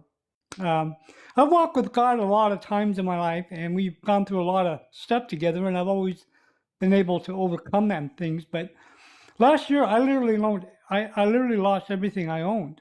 Oh, I'm I sorry lost to my hear car. I lost my home. The only thing I have left, to be honest with you, my friend, is a Bible and the clothes on my back. that. Wow. I'm currently talking to you with a borrowed phone. Wow. Fortunately for me now, because I am That's disabled and I have worked since I was 16, I had to fight for it, but for 2 years, but I finally got SSDI, so I got a little bit of income coming in. Yeah, so you got, and I hear that's a big struggle for a lot of people. Like it's like an Yeah, automatic and so decline. and then I Yeah. attended this church. I actually attended a couple of churches because I like to meet a lot of different people and learn from people and things. And when I told my one church what happened, they couldn't help me. And while I was working before I lost everything, I was in this one church, and I asked if they wanted to rent this house. And they said, no, it's not livable. I said, okay, that's fine. I wanted to get out of the neighborhood I was in because my car was constantly being vandalized all the time. But when I lost everything, they asked me how it was going, and I told them, I lost everything. I lost my car. I don't know where I'm going to live other than a shelter or whatever, and I don't have any job. I don't have no money. And they said, well, come back in a week and stuff, and let's talk. So I said, okay, that's fine. So I came back in a week, and the pastor called me in his office, and he said, I and the church members, we because one time I didn't attend, I was sick or whatever. But he said, when you were gone that day, I mentioned it to the body of Christ, and we just prayed about it for a couple of days, and we come to the conclusion that maybe we could put you in this home. So they did. And so now I'm in this home. All my needs were taken care of. And then we're talking a small body of Christ of about 50 members, and most of them are senior citizens. You know? And so anyway, so now I'm at a point now where I can, I need a part-time job to support myself a little bit more, but I'm at a point now that I can, if they ask me for rent, I can pay rent. Well, that's good. I'm in a position where I can pay my phone bill, and there's things I can do now that I never was able to do. So I'm grateful for what I have, but there's things I'm working on. But well, let me ask you a question, Jim, because it sounds like so it sounds like you've kind of landed on your feet, which I'm happy to hear. I'm really glad to hear that. Yeah, you're getting there, but ways to go. But you got some ways to go, but you're making progress. Now, you would agree though that there are, a lot of believers who are in a lot worse circumstances, and it doesn't seem like their prayers are getting answered. I can't answer that for you, to be honest with you. I can't. I mean, like I said, I'm an honest man. If I don't know something, I'll be honest. Say I don't know. Well, I'm humbled enough to do that. I mean, some people aren't. But I think one of the reasons. I think one of the reasons I have a hard time believing this is because it says in the Bible that if you ask, John, God will answer, God will respond, God will give you what you need. But as you said, we have a lot of people that we can't really explain why, they seem to be, extreme, like they believe fully in God and they pray to God, but their prayers aren't getting answered. And so why would that be if this God is intent on I can just say from my personal experience, prayers. I've asked for things too, ask and it shall be given to you, seek and you'll find, and knock and the door will be open. Yeah, and that's for you. Right. But we have a lot who don't, though, sometimes right? it hasn't always been. And, sometimes in my personal life, God's either said yes, sometimes he said no, and sometimes he said wait. Gotcha. So if we I think he answers your prayers, but sometimes he answers in the way we don't expect him to answer. And that's what they say. I always wanted to be married. I always wanted to have a family, and I've asked that since I was 16 years old. And and Jim, I haven't got that. It sounds a lot like, but it feels a lot like a coin flip, right? Like. And they've actually done studies on this. You can look at it that way if you want. I don't look at it that way. I mean, they've done studies on this. It that way. And it ends up, but it ends up being kind of like a coin flip. Sometimes God answers, sometimes he don't. And it's about 50-50, And so if it's no better than a coin flip, you know, because that seems pretty random. Like sometimes you win some, you lose some, and that's been my life. You know, I've won a lot, I've lost a lot. But just for me, it's been just giving me hope. That's all. I'll give you an example why I think God exists. That's fair. Yeah. You know. Yeah. I'll give you the now. This isn't trying to convince you or prove anything to anybody. No, it's okay. But I want to make it clear, Joe Jim, before you give me your reason, I want to make it clear. The reason I'm doing this is because you may not be trying to convince me, but I want to be convinced, right? That's why I'm asking for evidence. I'm asking for evidence try to because give you something. Yeah. So I know you're not trying to do it, and that's okay. You don't have to. I'm just saying that I'm trying to be convinced. And because like if we talk to our friend, like, you know, all my friends here who are here, like I've asked them many, many times, if you saw convincing evidence that God is real, that evidence is really good, it's, you know, it's legitimate evidence and it, you know, it adds up, would you believe this God is real? And all of them say yes, they would. Now, doesn't mean they'll worship, but that means they'll believe it. And in order to worship something, you have to believe it first, right? So so we all want to be convinced, you know, I think we all do. So it's just not true when a Christian says, because there are some Christians in here who believe, oh, you don't want to be convinced. No, that's not true. It's not true at all. We want to be convinced. That's why I asked for evidence. So I just wanted you to keep that in mind. Yeah, I wanted you to keep that in mind. So what do you got? I'll give you something. Tell us what you got. You can accept it or you don't have to. Yeah. But I'll give you something. Like I said, I've been a Christian a long time. And this is what happened to me personally. I served during the Gulf War back in Kuwait in the 1990s. Thanks for your service. Yeah, appreciate Thank you. I ended up being an Army Ranger, 82nd Airborne Army Ranger, okay? My brother was an Army Ranger. And I was in psychological operations. And we were on this covert, we were on this covert operation one time at night, right? And we're going into this building. And I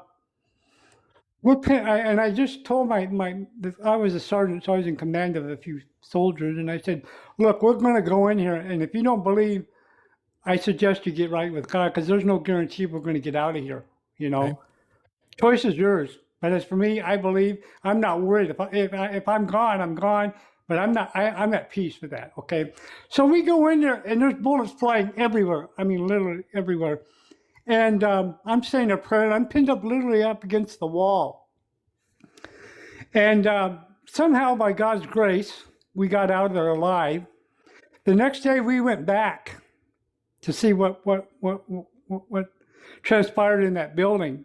And while I was pinned up against the wall, literally there was bullets all outlining my body from head to toe. Not only that, but there were actually bullets behind me. Got lucky. As if they went through my chest. You know, I'm not saying that's gonna give you evidence, but I'm just saying for me, I've always believed in God, but you know, to me that really says that, you know what, how did that happen? I can't explain that. Well, you know? Again, if we take the idea that, you know, prayer is like a coin flip, because there are plenty of soldiers who did pray to God and didn't make it. Right? Exactly. There are. I can agree with that. So it doesn't. So that's. But see, that's the struggle that I have. I don't understand why he made me alive either. Why did some of my comrades die? And that's great that you made it out. I'm so glad you made it out. But see, the struggle for me, Jim, is that when it says in the Bible. So here, I'm just going to read John 14 here real quick. Right. Very truly, I tell you, the ones who believe in me will also do the works that I do. And in fact, will do greater works than these because I am going to the Father.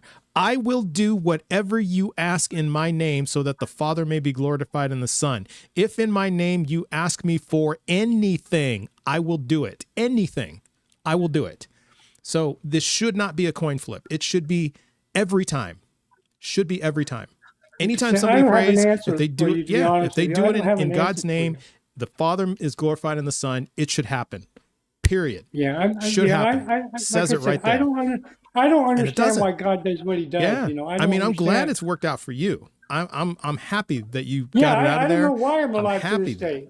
I ask that myself every day. Why did I survive when my other brothers that were in a different area were Christian or non-Christian, why did they end up dying? You know? I mean, exactly. I can't give you an honest answer. No, I'm just being honest with you. I don't. Oh no, I appreciate the honesty. But I mean, here's more. Here's John 15, verse 7. If you abide in me and my words abide in you, ask for whatever you wish and it will be done for you. Now, and see, a lot of Christians will come in my live and say, well, God's not a genie. Well, ask for whatever you wish, and it will be done for you.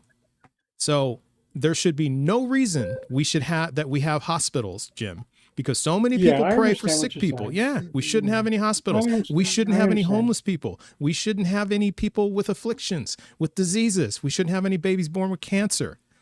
Because of these verses right here, should not happen, but it does every day. I think the reason why things happen sometimes is because of, in the very beginning, when God created things, when he created the two trees, he said, if you do this, this is going to be the consequences of you doing this. He gave us a choice. Now, if you read this, this is what may happen to you. This is what's going to happen. He didn't cause it. He just said, this is what's going to happen to you. He didn't force us to eat the apple, but these are the consequences. And I think sometimes when we choose things, those are the consequences. Well, Jim, if these are the consequences, I hear you. That's all I can give you, brother. Well, I hear you, but I hear what you're saying. But if these are the consequences, why would then Jesus give us these words? If those are the consequences, so was Jesus lying to us? Or I have no answer for you. I have no answer for you. I hear you. You have no answer, but I'm just saying that it's hard for me to believe it. I know it's kind of hard for me to wrap my mind up too, to be honest with you, because like I said, I prayed for my parents to get healed of cancer, but they didn't. I just think that maybe God had a better plan for them. It would be lovely if we I'm could not confirm that. like I said, I don't understand why. It tears my heart apart when I hear you. Find out babies have cancer and things like that. It rips my heart out. It does the same to me. I got you. And so I just all I can do is try to tell the parents that my uncle said there's a reason for everything, and I don't know all the reasons, but I believe there is a reason. I don't know what the reason is, but I trust there is a better reason, even though I don't understand it. But okay. So you think there's a reason that there's things in the Bible that aren't true? Because when God promises these things, people are expecting it to be true. They're trusting the Bible. So there's no excuse for these words to not mean anything. Why would God put it in the Bible if he didn't mean it?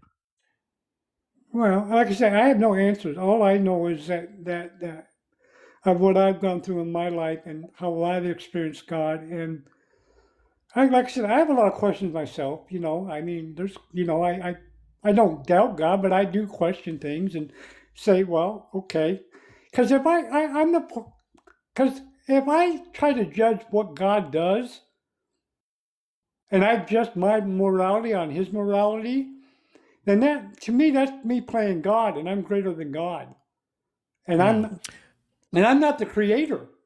If he created all things, who am I to say what you can and cannot do? If I created like he created, then I could say, yeah, I'm God. And that's not an excuse for Scripture to lie to us, though. Yeah, and I would say, and I agree with Jessica on that. And the other part of it, Jim, is that if God is making these promises and he's not fulfilling these promises, that's a problem. I mean, if people aren't getting what they're promised, then that. Well, like I said, he has. I don't have no answers. All I can say is I think he has a reason for everything. I may not understand it. That's the questions I'm going to ask him too. I'm going to ask him some questions too. Like, why did you do this? Why did you do? And I'm sure he'll give us I believe that when I get up there, that God will answer my questions and I will understand. But while I'm down here having a finite mind, I don't. I just have faith to trust that. Because he's creator and the source of all things, that he did it for a reason, and that's just good enough for me. Now, if you have a finite mind, it may not be good enough for other people, but I'm at peace with it. Well, if you have a finite mind, and we all have finite minds, but if you have a finite mind, how do we know then that it is actually a God, and it's just instead of there being no God? Because because we can't tell the difference. I don't say this flippantly, and a lot of people accuse me of this, even Christians do. But sometimes you just got to take things on faith. Okay. I'm just being honest with you. It's really funny because I go on to these panels all the time, and I tell people about me, and Then I'll have Christians bash me, and then the atheists will come to my defense. Oh, that's not nice that they bash you. That's not nice. Well, Christians shouldn't be bashing because you. I'll give you an example of what happened to me a couple of days ago. Some lady comes on, some Christian Bad lady, Christians. Right? Don't be bashing Jim. Jim's a nice I'm guy. not going to judge her, but I'm not Shame gonna on judge you her, if you're bashing Jim. I'm just saying that right now. That's Shame on you. That's what that guy said. But anyway, she claimed she really know God, and she was a prophet of God, you know. And she said, "I believe I'm called to be on here." And meanwhile, not only is she bashing him, but she's bashing me as well. And so finally, I said, "Okay, I believe I'm called to be on God here too." And she said, "You do?" And I said, "Yeah." She says, "Why do you think you're called to be on here and not me?" I said, "Well, you know, I'm not saying you're not called to be on here, but you know, I think I'm called to be on this panel because Jesus told us to love our neighbors as ourselves. And I just want to show the world that not all of us are bashing Christians like you. And I'm going to try to show them that there's another side to Christianity that I said, you're the type of person, I'm not going to judge you, lady. That's between you and God. But you know what? That's why people don't believe in God sometimes. It's because of how you act and how you behave. Exactly. Yep. And so, you know, and I just set her straight, you know. I said, I'm not the judge, but God is the judge. Good for you. And I Right said, on, Jim. You don't know my for you. heart, so who are you to judge me? All right, I'm at peace with me because God knows me. And you know what? The atheist said, man, Jim, I just want to say, you're a great man. You're a great man. Well, I have a lot of people come to my defense. I mean, I have more Christians bashing me than I have people that are against me. But God love them. that's just You know, really I pray sad. for That's them, sad to but- hear, Jim. That's sad to hear. But I try to learn to, you know, I Shouldn't try to be. learn from people.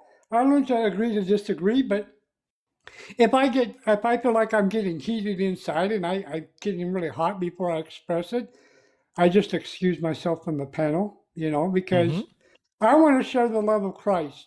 I want to show them that, hey, God is a God of love, and I want to show the world something different, you know. All right. And All so right. that's what I try to do, is I try to be a better person through his strength and power, and to love people and to respect them, even if I disagree. And that's just the heart he's given me for people. Yeah. Well, hey, listen, Jim, I appreciate you coming up.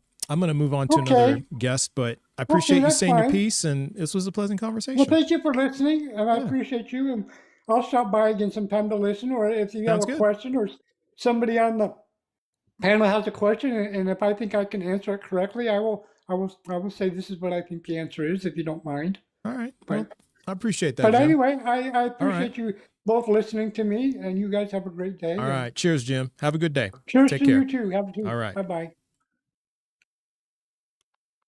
Such a nice man. I didn't want to. Yeah, Jim was nice. Nah, he was. Not, I wasn't gonna press that. Yeah. I pressed Jim it a over little here bit, roasting but him. I'm like, not too much on my man Jim. He had a good heart. As soon as I heard other Christians bashing, I'm like, nah, I'm taking my foot off the gas. No, Yeah. I'm not pressing him anymore. Because no, seriously, if you all in the chat or in this live and you know who Jim is, and if you've ever bashed him before and you're a Christian, shame on you. Stop that. And we gotta get the spray bottle out and spray y'all like a cat. Is bad Christian. Not nice at all. Yeah. Press him on Ranger service. He had a sweet voice too. Yeah, he was just a kind person. And so, you know, and he's going through some struggles. He's just trying to get it, he's just trying to do his thing. That's all he's trying to do. And he come up on here just saying, hey man, I got some time. I'm going to talk to people about this. Man, I'm cool with that. Right. Sometimes you just need a little social outlet. Exactly. So Exactly. That's what TikTok is Yeah, for. so I'm not going to press him on that. I'm not going to, yeah, exactly. Some people you just don't press like that. But Ooh, that's a cool gift.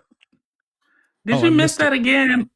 Oh, the DJ, I missed it again. Yeah, I know. Because I'm looking at the guest queue, and I'm seeing like, okay, you know, like who's next.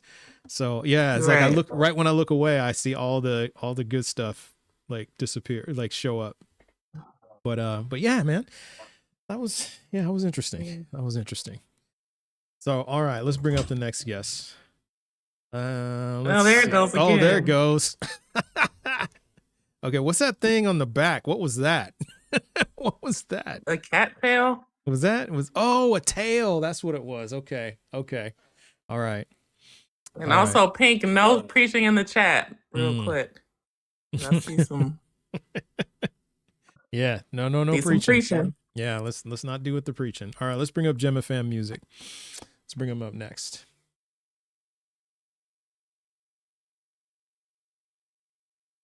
Gemma Fam music. All right, looks like they're having trouble connecting. So Gemma Fam, why don't you leave the chat, come back, work on look at your Wi-Fi connection, and then try to connect back. So, all right, I'm gonna move on to the next one. DeMichael McGee, that's the next one.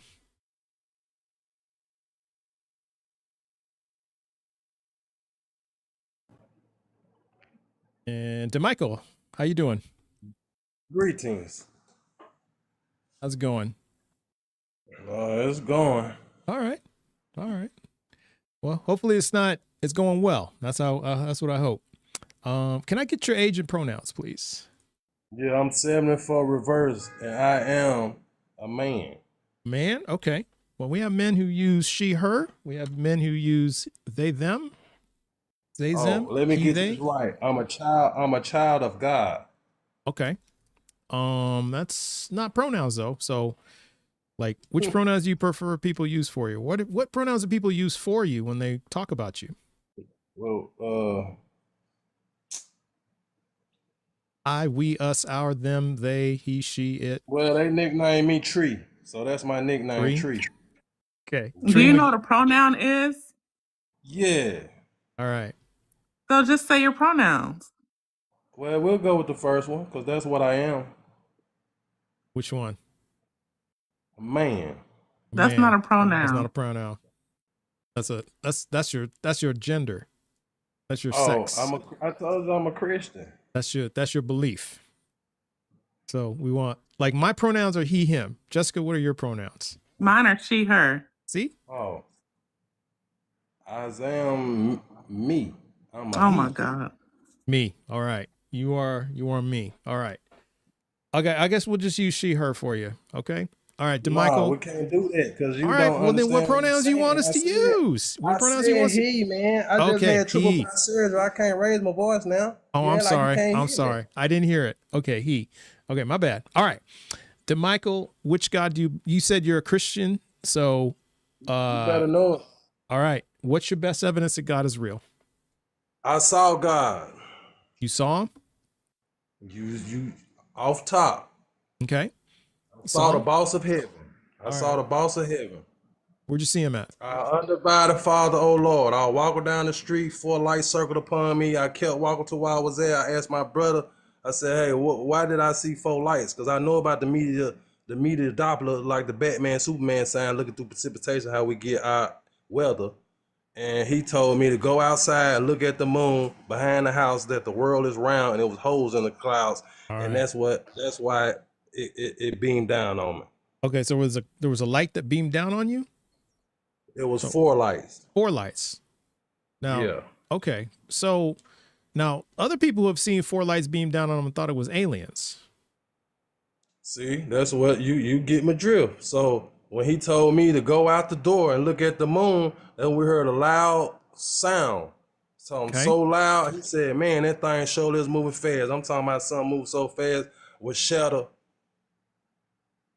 All right. Make the sound barrier. With shadow the sound barrier. So once I saw that, and I saw a circle upon a circle, most folks draw everlasting 8, or they'll draw a double barrel. So he drew a circle coming within and going through another circle, because he saw what I saw. And as you state, a UFO, our undivided Father, oh Lord, the mothership, bust through the clouds. I looked at it. I was thinking about a hologram. I was gonna pull my phone out, but I said they have my identification. So he commanded me to draw it. So when I sat down and drew it, and I got up and go back outside, that's when I saw 2 wings upright like a field goal post. And I saw his cloth going over his chest, and he was illuminated at 7:38 p.m. on a Groundhog's Day. Okay. And when they flew on top of me like that, I understood what my preschool teacher had told me. She said a Roman numeral number 2 was a window of opportunity. Preschool teacher taught you that a Roman numeral 2 is a window of opportunity. It's a window of opportunity. And I had a bird. You learned that in preschool? I had a bird. Oh, yes. Come on. You fucking with me. You fucking with me, aren't you? No, I'm dead serious. So I drew what I saw. No, that's why she didn't tell me. Come on, man. See what no I'm saying? preschool teacher said anything like that. Come on, like now. my brother told me to get up and go look at that moon, and we saw what we saw. And just like my preschool teacher told me about the Roman numeral number 2, and it happened to be on Groundhog's Day 2015 at 7:38 p.m. It all correlated. And my friend pulled up 5 minutes later and said, all right. See, nobody can't fathom what I'm saying, but I drew what I saw.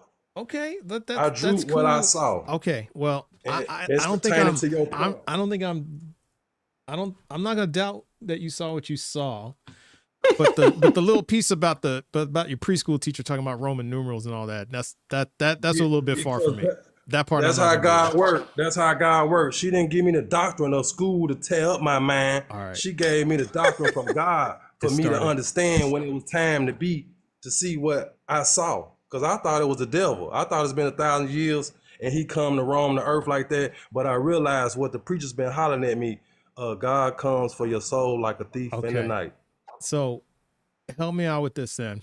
Because the chat triggered an early kick poll, so we may not have much more time left. However, I will ask you this. Like that with me. I'm listening. Okay, I'll ask you this. Well, I want to come across as respectful. I'm not going to disrespect you in any way, but I want to understand how we know this is true versus other people who have seen things that say the opposite.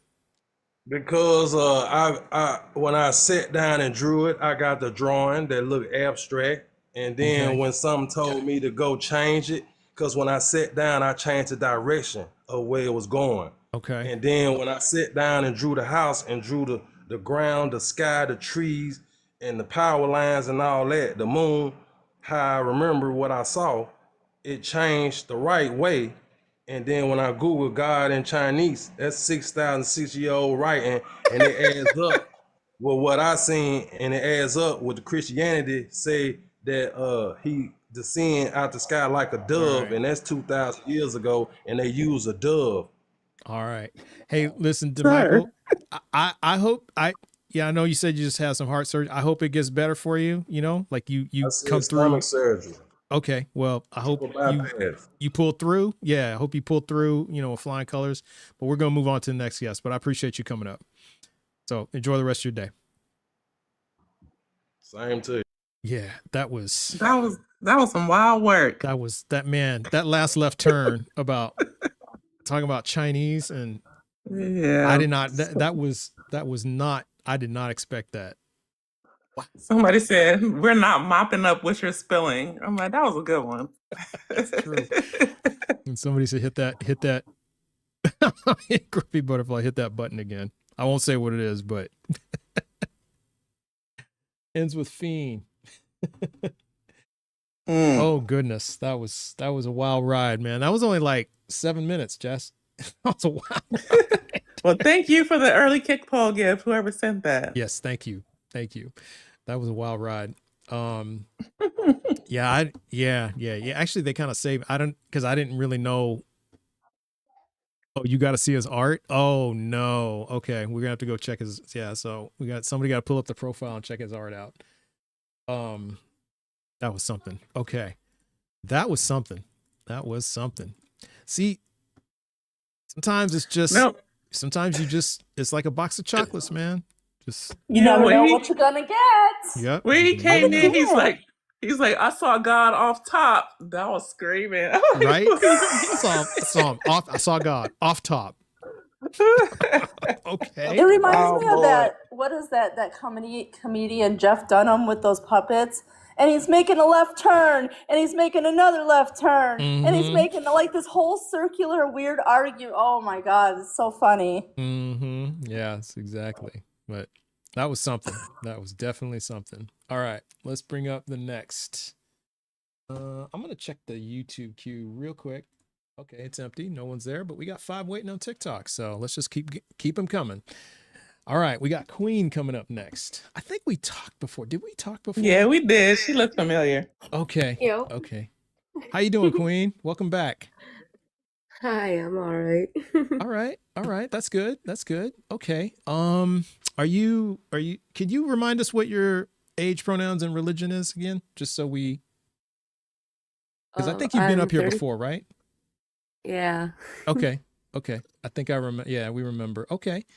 I'm sorry. Go ahead. I didn't mean to cut you off. Yep. I am 34. I'm she, her, and I don't really follow a religion, but I Okay. guess you could consider me pagan, if anything. Pagan. Okay. All right. And all right. And then so I can't quite remember what we talked about last time, but you have some new evidence for us today? Well, I hope. Okay. Let's see. Yeah. Because like I don't know, I've been just thinking about this a lot lately, and Okay. a lot more. So like Oh, you got I don't notes. remember. Okay. Yeah, That's you're good. Oh not. man, she's taking notes. Oh goodness. All right. But like I was talking to Gemini AI about it, and like I tried talking to an atheist earlier today, and like I tried recalling like key points of the conversation. I just couldn't do it, and I failed miserably, and I was like, All oh right. my God, dude, this sucks. So I printed it out. Okay. Okay. All right. Well, Yeah. maybe I gotta take notes. Okay, I'll take some notes. All right. All right. Now this can't be any worse than like the earlier guest who was talking about the Cowboy Carter album. So, you know, we did talk about that as his evidence for God. So, I Wow. mean, yeah. So I think we'll be okay. All right. Okay. All right. What do you got? What do you got? I'm ready. Okay, so I guess I'll just start with my concept before I get into my little Okay. page here. Okay. So I guess I just want to start with like I think that God is energy, like God is all things. I think that the universe and the materials, whatever it held at that time, was always there. I think at the beginning it was a void. I don't think that anything came into existence until the creator became aware of itself.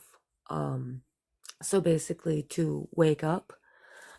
And I think that things started flowing from there. Now, I don't remember if it was you or somebody else that, Mm-hmm. you know, basically said that, you know, energy can't hold consciousness or something like that, you know, Right. like, Energy doesn't have a mind. Yeah. yeah, like it's work or it's a force and Mm-hmm. like heat or something like that, Yeah. right? It's So just, like yeah. Yeah. I'm talking to Gemini, and I love Gemini, man. It's got a big access to a lot of information and understands what I'm saying just fine. Okay. You All know, right. like it's not necessarily saying what I'm saying is factual, but at the same time that like I feel like how does any like researcher go about anything at all? You know, like they basically Mm-hmm. go on theories, right? You know, until they start finding facts, like hypothesis, like they got a whole thing going on, like you know what I'm saying I though? mean, I think I hear what you're saying. I guess I'm just like, yeah, I mean, yeah, I see what you're saying now, but like what you just gave us so far, like how did you figure out that's true?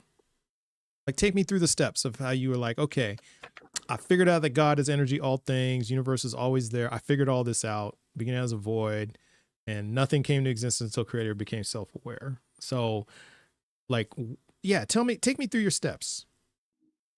Well, like that's a long process. That took a lot of information, that took a lot of different practices, but I guess what ultimately came to that conclusion was well, one time when I meditated, and I hate using my personal experiences because it's not like I have a copy of anything. I can't videotape what's going on in my mind at the time, but like I don't know, like I guess I don't want to like get into it like depthly, but like I'm just gonna like briefly describe that basically what I saw was a void, and then I you saw realized, something. yeah, like I saw a void, you Okay. know, and like at first I myself was kind of like, I don't know, disoriented. I was just like unfocused, I guess. I wouldn't say unconscious, but like, you know, not, I don't know, just not fully aware or something. I don't know. I was meditating, you know, like, Okay. but anyways, there was a noise that struck my attention, and all of a sudden, like, what I was seeing in my vision changed. And like, then I started seeing Okay. things form, and from there, like, I don't know, Was this like a dream or what I was was like this? meditating. Oh, you were It meditating. was, Okay, gotcha. Gotcha. yeah, Okay. yeah.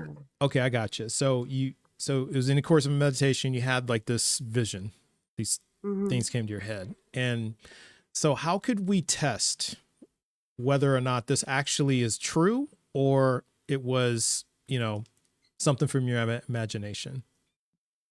Well, I think that it happened to me because of, for one, of the things that I've researched, and I think that if other people are researching the same things and having an open mind at the very least, and trying the same exercises, or like maybe a different exercise from a different culture, I think that if they can achieve, like, I think that's really the only way that you could test it out yourself. Okay. You know, like It you would sounds have like to a go lot. through those Yeah, steps. it sounds like a lot what a Hindu monk told me a long time ago. He basically said the same thing.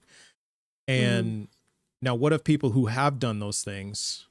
And because this is something he struggled a bit to answer, because I asked him, well, what of people who have done the exact things that he's done, or, you know, and nothing happened for them? Sometimes I think those people are just more meant to be connected to this material world and its logic rather Hmm. than the other side. I know it's like, why is that fair then? Well, I don't know if it's about a question of fairness, because I'm trying to verify whether or not what you're saying is true. And so Right. if we have people who've done the same exact thing and nothing happens for them, because I meditate, right? I don't know if I hmm tried the exact same steps you've tried, but I do meditate. And nothing hmm like that has happened for me. Well, actually, no, I take that back. I've had like thoughts in my head, and I think what happened was that I fell asleep. I think that's what happened, and I had a dream. But you know, that's just me. But nothing like what you're talking about. Now, I'm not saying that just totally debunks what you're saying. All I'm saying is, what do we do with somebody who does exactly what you do, but it doesn't turn out the same way? But you're saying, well, they're just connected to the material world. But then how do we verify that's true? Well, like, honestly, like, I don't know if I've ever met somebody so disconnected. Like, I don't know if I want to say disconnected. I don't want to like offend people and stuff. Like, I just like, it's hard for me to wrap around my own mind as to how it might be harder Okay. for somebody to experience. But then again, like, I've heard stories of other people experiencing more vivid, more powerful situations or whatever than myself, and it's like, why can't I do that then? Mm-hmm. Like, why am I only limited? Well, is there any chance that this could be what you don't think it is? Like that it is like imagination, or, you know, maybe a dream or something like that. Like what are you think, like how, yeah. What's the percentage that you think that it could be something else? So during that like meditation that I had, like, Mm-hmm. there was also something that like with the heart. Something with the heart. Like, yeah, like before, like I seen like things come into play, Mm-hmm. like I felt with my heart, Okay. you know? Um and like, I don't know, it was just during that experience that like I just knew that in order to find that it's true, you have to feel. You have to be able to feel it too. Like, I don't think that gaining the information of this type of thing is necessarily going to go through like our usual steps, like what we're used to. I don't know, like the scientific methods and Well, stuff. why I not think though? that Because like because if it's spiritual, it's not scientific, it's not logical, more as it's emotion. right, but how do we know it's spiritual? Like what is even spirit? Because like we can't really detect spirit. We can't test it. We can't, like, this is all like, we cannot like verify whether or not it's true. And so how do we even know that? Like, I know that it's energy, and I know that it's spirit. Like, here, let me, so like, I don't know if this is a good place to like start reading my little thing here, but I'm gonna read a little bit here. So this is the question I asked. I said, so I think that energy is a part of like God, but people say that energy couldn't possibly be because it has no consciousness. But don't I hold energy? Am I not energy itself? Like when it boils down to, it's like, oh my God, such an unfinished thought. But Well, you are luckily, matter. Gemini. Yeah. Huh? Like you are matter, because matter converts to Yeah. energy, and energy converts to matter. So you are matter right now, mass and matter. Mm-hmm. So, Right, so yeah. But again, yeah. like if you convert to energy, we have no reason to believe that you would still be capable of thinking, right? Because So, usually people who convert like from mass to energy are dead, and we have no way to know if they're like, we can't test, or we have no way to determine whether or not they're still thinking, or if they're still feeling, or anything like that. Like you're dead, and that's it. So Gemini responded to me saying, you are touching on a fundamental principle of physics. At the most basic level, all matter is condensed energy. Since you are a conscious being made of that energy, it stands to reason that energy has the capacity to host or express consciousness. Okay. It has the capacity to. And where is this coming from? Like where is this coming from? Because I don't know if anyone's like aware of that. Like, because it, like, Well, again, Gemini, it's, yeah. And Gemini just takes it based on like what the information that's out there, but it's, a lot of times there's a lot of misinformation. So you have to kind of check the sources. So like what, you know, like what kind of sources are we looking at? Like where's this coming from? well, I mean, like, at the same time, I think Gemini's got a really good point, though, since I am a conscious being made of energy. It's why wouldn't I be able to have that consciousness afterwards, after a physical body? That's what it's saying. I see It what you stands to reason mean. that. Yeah. And then Gemini also says, when you argue that you are energy, you are pointing out that the divide between dead particles and living thought might be an illusion. If the source of the universe woke up from a deep sleep, then every spark of energy is simply a part of that waking mind in different form. People may struggle with this because it suggests that consciousness is a fundamental property of the universe rather than just a byproduct of the human brain. Right. But we have no evidence that it's a fundamental property of the universe. We know it's a byproduct of the brain. That's everything that we have evidence for. That's what it tells us. We have no reason to believe that it's like consciousness exists outside of a mind, like out in the universe somewhere. Yeah, we don't have any evidence of that. Gemini also said through different questions, it said communicating these ideas to others is tough because most people look for measurable facts, whereas we are looking at the implications of those facts. To bridge the gap, next time it's telling me to take some approaches.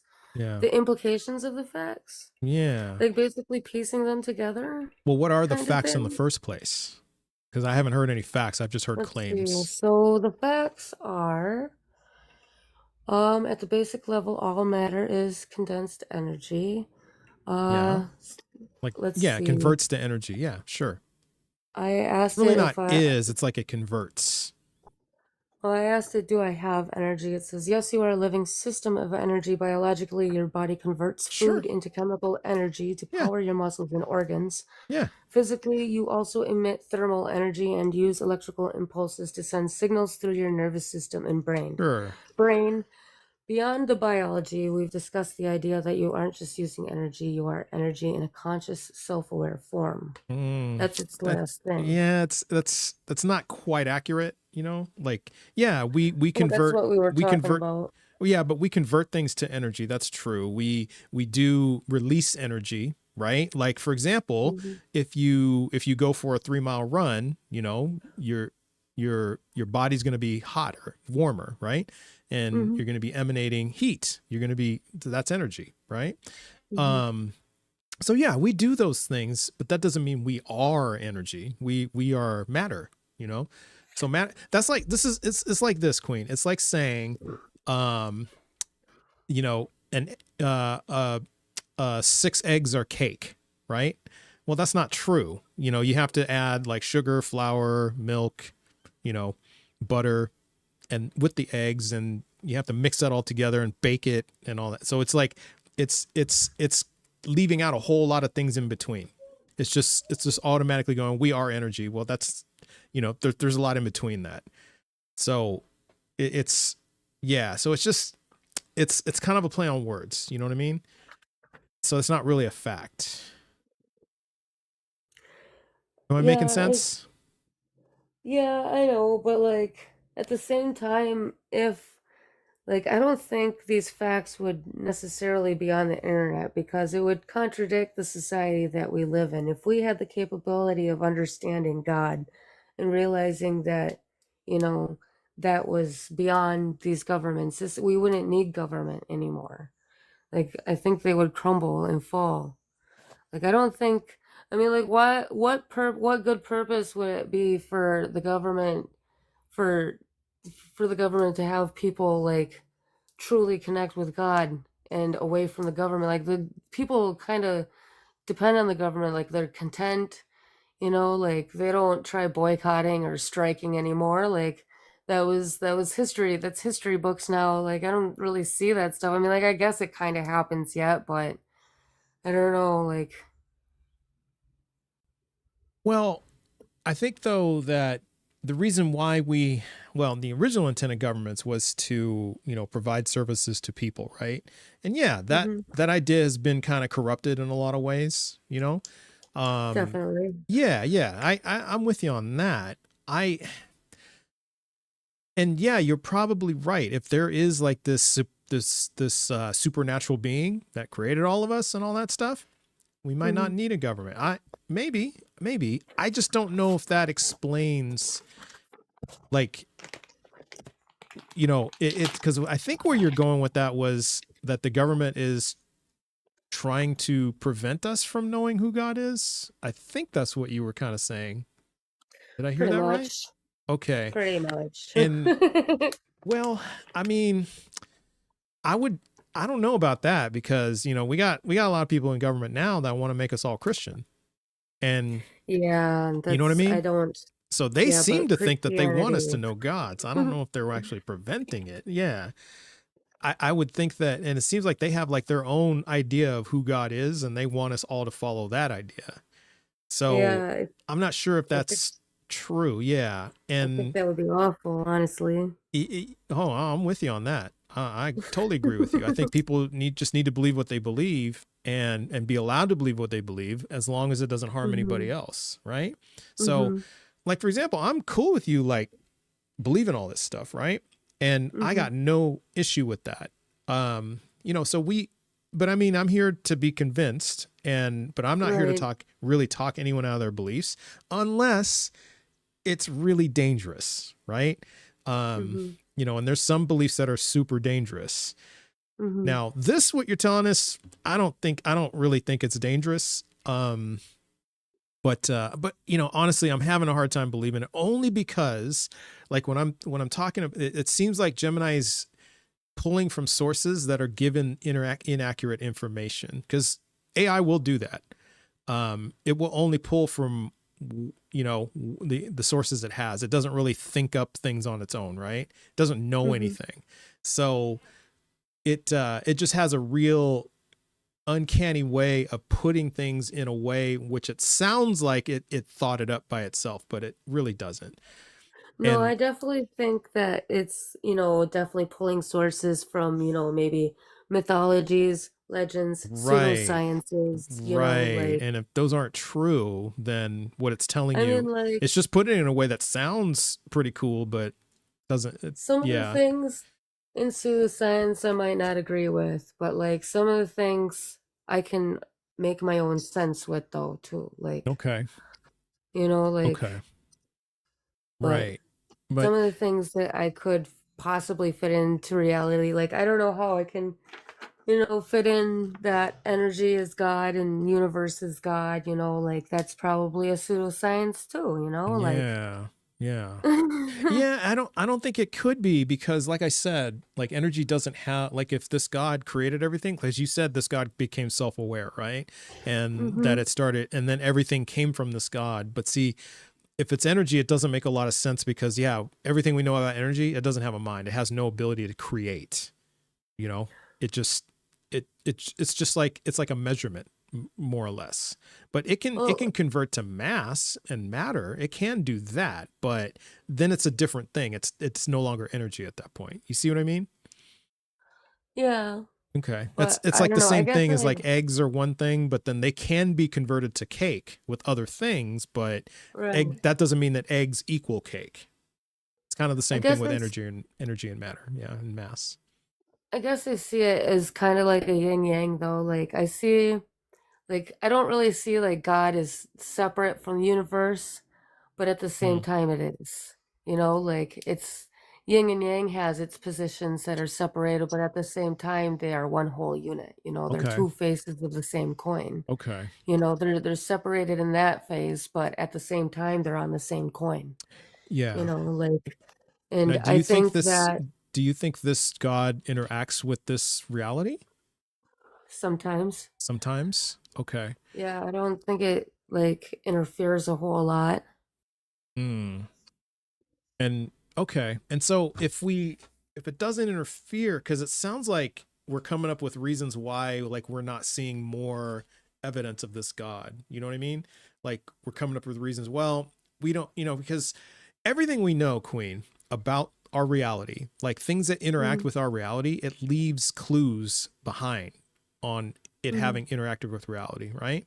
So like, say if there is a tree that was once somewhere and it's no longer there, mm. we have a good idea that a tree was there, because you'll find like leaves, or maybe you'll find a stump, or you see what I mean? Like there's clues. And Well, so I don't think it. I'm sorry. I don't think it interacts in the way that most people think. right, and that's what I mean by, like, we're coming up with reasons to kind of justify, oh well, there is this God, but it just does things differently. But why does it do things differently? Why is I don't that? think it's like necessarily differently. I don't know. Like people think that like if they pray hard enough, like something will Mm-hmm. happen. And yeah, maybe something will happen. But like, I think that God most of the time, or the creator most of the time, is kind of just living in outer space. I feel like it has certain like how like okay, so like in a lot of mythologies there's like a creator god and it had kids and those kids had kids and like in Greek mythology it went from like Mm-hmm. chaos to the Titans to the Olympians. Mm-hmm. Like I think that a universe is a lot to take care of, and if it's a multiverse, I think that's even more to take care of. I think it would Okay. make sense to have certain types of energies just kind of watching over those worlds, Okay. Well, at the same time. why does the world need watching over? Why can't it just take care of itself? Well, I mean, like it does take care of itself, but like at the Yeah. same time, there like um, like there are or oh my gosh, there are like influences. I've had like I don't know, my influences. I think that they need some sort of watching over Mm-hmm. to, like, for basically the connection, like, if Okay. they're not there to, like, do anything, like, how am I supposed to connect to it at all? Like, how would anybody connect? If nobody connected, there would probably be no belief in God at all. Well, what are we connecting to though? Like, how do you know there is a connection in the first place? you can just feel it. Like, you know how you can feel somebody looking at your back? You ever, Yeah, you sure. know, you look A lot and of times somebody's that's staring at you? yeah, a lot of times that's based on past experience though, you know. And so we kind of pull that up from our memory. And Or have you you know, ever, like, when somebody walks in the room, you can just, like, without seeing them at all, like, they're coming up behind you, but you can, like, kind of feel them as they're walking? sometimes, but that again, that's a lot of the times that's because yeah, we do have intuition, but we've gathered that it is based on like previous experience, right? Like a person with like who's never experienced something before has like no intuition about it really. And you know, but they may be drawing from like a similar experience or something like that, but that's like drawing from our memory. Well, imagine somebody that had, like, a very strong intuition that could sense, like, do, yeah. anybody that come in the room. Yeah, some do. Now you would agree though that not intuition isn't 100% perfect, right? Right, it could be wrong. Mm-hmm. It's led me astray a couple of times. I don't know why. Sometimes I think it's because I worry too much and I think it got in the way of what I was feeling. You know. Or it could just be But coincidental, you know, for all the times it was right and then it just happened to be wrong all the other times, right? Because you know they've done studies on like, intuition and it's very, very unreliable. I mean, like, I think that I don't like how these people that were tested on intuition, like, how, like, well versed in it were they anyways? I'm not sure what that means, but I mean, like like, how good at how in tuned were they? tuned. Yeah, were they I to don't know. their We'd have to probably intuition? look Like, at the studies, but you know, and that part I really don't know. And so, you know, but as far as I know, honestly, I haven't like done like this in-depth research on it, but you know, maybe that's something you might want to ask Gemini. It's like, you know, what are some peer-reviewed scientific studies on intuition and what were the results? You know, that might be something worth looking into, you know, right. and see what they come up with. But as far as I know, like there is no, like it's inconclusive. Like there is no, you know, like people having like this intuition that's like, you know, that really, really works. It seems to really be coincidental. I wonder how calcified their pineal glands are too, though. That'd be interesting to find out. Yeah. And you know, and it might be worth even looking at, you know, if that is even a thing, like calcification of the pineal gland. It is. Okay. Yeah. It definitely is. Okay. So I guess, you know, I think when I'm, because like what I'm hearing from you is, like when I think of evidence, Queen, I think of evidence as something that increases the probability of something being true, right? So like if we talk like if we're investigating a crime, right? And we think that Dave committed this crime. Well, evidence would be like things that point to Dave, right? And like if we find fingerprints, we find Dave's fingerprints, and we find footprints that matches shoes that Dave's owns, or if we find his clothes there, or his hair fibers, or you know, some fibers from his clothes, his hair, his blood, his all that. All those things will increase the probability of Dave being the suspect, right? But now if we find evidence of somebody else's fingerprints, of somebody else's footprints, then that doesn't increase the probability of Dave being the suspect, right? And so that's the kind of evidence I'm looking for, is something that will move the needle for us to increase that shows that what you're saying is true.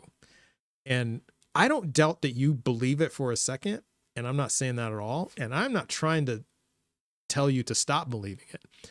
I'm just trying to be convinced. That's all. That's all I'm trying to do. You know, I just want to be convinced. Yeah. And I'm open to hearing what you have to say. Yeah. And yeah, and just to be honest, it's not increasing the probability that this is true. Like these all seem to be claims. You know what I mean? Yeah. Yeah. Yeah. Well, I don't know. I just started doing my research lately again because, like, a long time ago, there was an atheist telling all these Christians that God wasn't real. And yeah, on Facebook, and I popped in and I mustered the most logical explanation of God I could, which revolved around light, energy, and frequency. And he just thought it was the most logical thing ever. And I was like, well, at least the most logical explanation he's ever heard. Not that it was fact or anything, but you know, I don't know if he believed in God after that, but for the fact that he told me that that was the most logical explanation, that made me happy. Yeah. Yeah. I hear that. I hear that. Well, okay. Well, we're about to start the kickball, but do you have anything else you want to share with us? No, I'm just gonna go back to research and maybe I'll talk to you again in a couple months. Come back another time. Yeah, it's good to hear from you. So appreciate you coming up.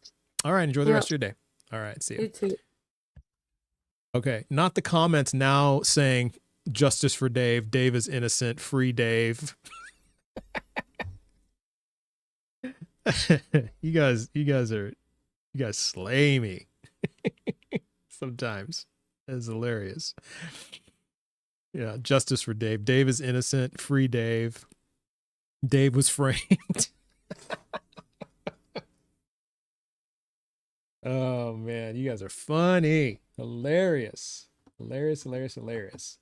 And did we ever get a winner for the dang bingo game? This is like the longest running bingo game in history. Oh, Jessica, Dave is the it was the analogy I was using for using evidence, like, right? So I was like, if we think Dave committed the crime and then we find Dave's fingerprints, we find Dave's hair at the scene and the fibers and all that, and then everyone's like, now Dave's innocent. Dave didn't do nothing. All Dave's ears are burning right now. Exactly. So, well, we're gonna jump over to the YouTube queue because we got somebody waiting there. So we're gonna bring up Ben, who's been waiting. So I appreciate that. And here, I'm gonna unmute you, Ben, and we're gonna pull you up. How's it going, Ben? Oh wait, there we go. Okay, we should be able to hear you now. We cannot hear you, so let me check your audio settings real quick. Sometimes if we reconnect the mic, yeah. I got it. I think I was muted on my side. There we go. Yeah, now we hear you. You got me now? Okay. Yeah, we got you. All right. Yeah, no worries, Ben. Thanks for waiting. All right. Hey, Ben, we have to follow TikTok terms of service, so Sure. I just want to make sure you're at least 18. Okay. Yeah, you look it, but I just want to make 100% sure. All right. And no shade on you. I'm just saying, you look like a grown man. No, I love it. All right. And okay, and then do you prefer any specific pronouns that we should use for you? I think pronouns are a social thing, so whatever you feel like is appropriate, I'm good with. Okay. All right. Which pronouns do people typically use for you? I like to say that I accepted the assignment of gender that I was given at birth, which was male. Okay, that's male. That is identify as cis, I guess. Okay. Now we do have cis males that identify as they them or she her or they them. So I'm not sure of all the lingo. Okay. Well, my pronouns are, for example, he him. Reckless religion. What are you? Okay, you want to go with that? All right. Very good. Okay, which God do you believe in? I am Catholic, so I don't believe in a God, but I love God. But that's like maybe where we'd run into problems. Okay. Because I don't think God is a being among beings, so I would be an atheist if that's how you define theism. Okay. Because I think that, like, from a Catholic perspective, God is the ground of existence. We're not talking here about Jesus, the Pope, any of that stuff. I'm just saying. Okay. The Catholic understanding, like from Thomas Aquinas, is God is ipsum esse subsistens, which means God is subsistent being itself, or something like that. Right? So are you saying that sounds Philbro and all that stuff? But Okay. Well, it's God. Well, God is a being, right? No. God is not a being. What is God then? Mm. I mean, you just said God ground is. of being. It is the ground of being. What does that mean? So God is that which grounds being, the contingency of being, because it's non-contingent being. Okay. He's a non-contingent being. Okay. So like something like truth and love are also all right. And then how do we Okay. And then how do we know this is true? Well, I would appeal to like argument of Paul, although I'm not appealing to the Bible, but that like there are certain things we take for granted because of our experience, such as being itself, that we exist. We take for granted God's existence. We all know. So I would say that I think atheism is either confusion. Well, what illness in this sense, but like I get that if you say God is a being, I would be an atheist too. Yeah. Okay. Well, so if God is the ground, does this ground have a mind? God, well, from our perspective, God has a mind. God is personal, yes, but in his inner being, God is simple. But like that's not important. Sure, God is a mind. Yeah. Okay. Well, because I mean, artist, God created. God, you could say all those things. All right. Well, because I mean, we're looking for evidence that this God is real. So, what tells you? When you that, say this God. Well, whatever God. Well, whichever God you believe in, whichever God you're talking about, we're trying to understand if this God is real. Well, I think. And how do we know that? Okay, let me. Or how do you know that? I understand that you're going to keep saying something.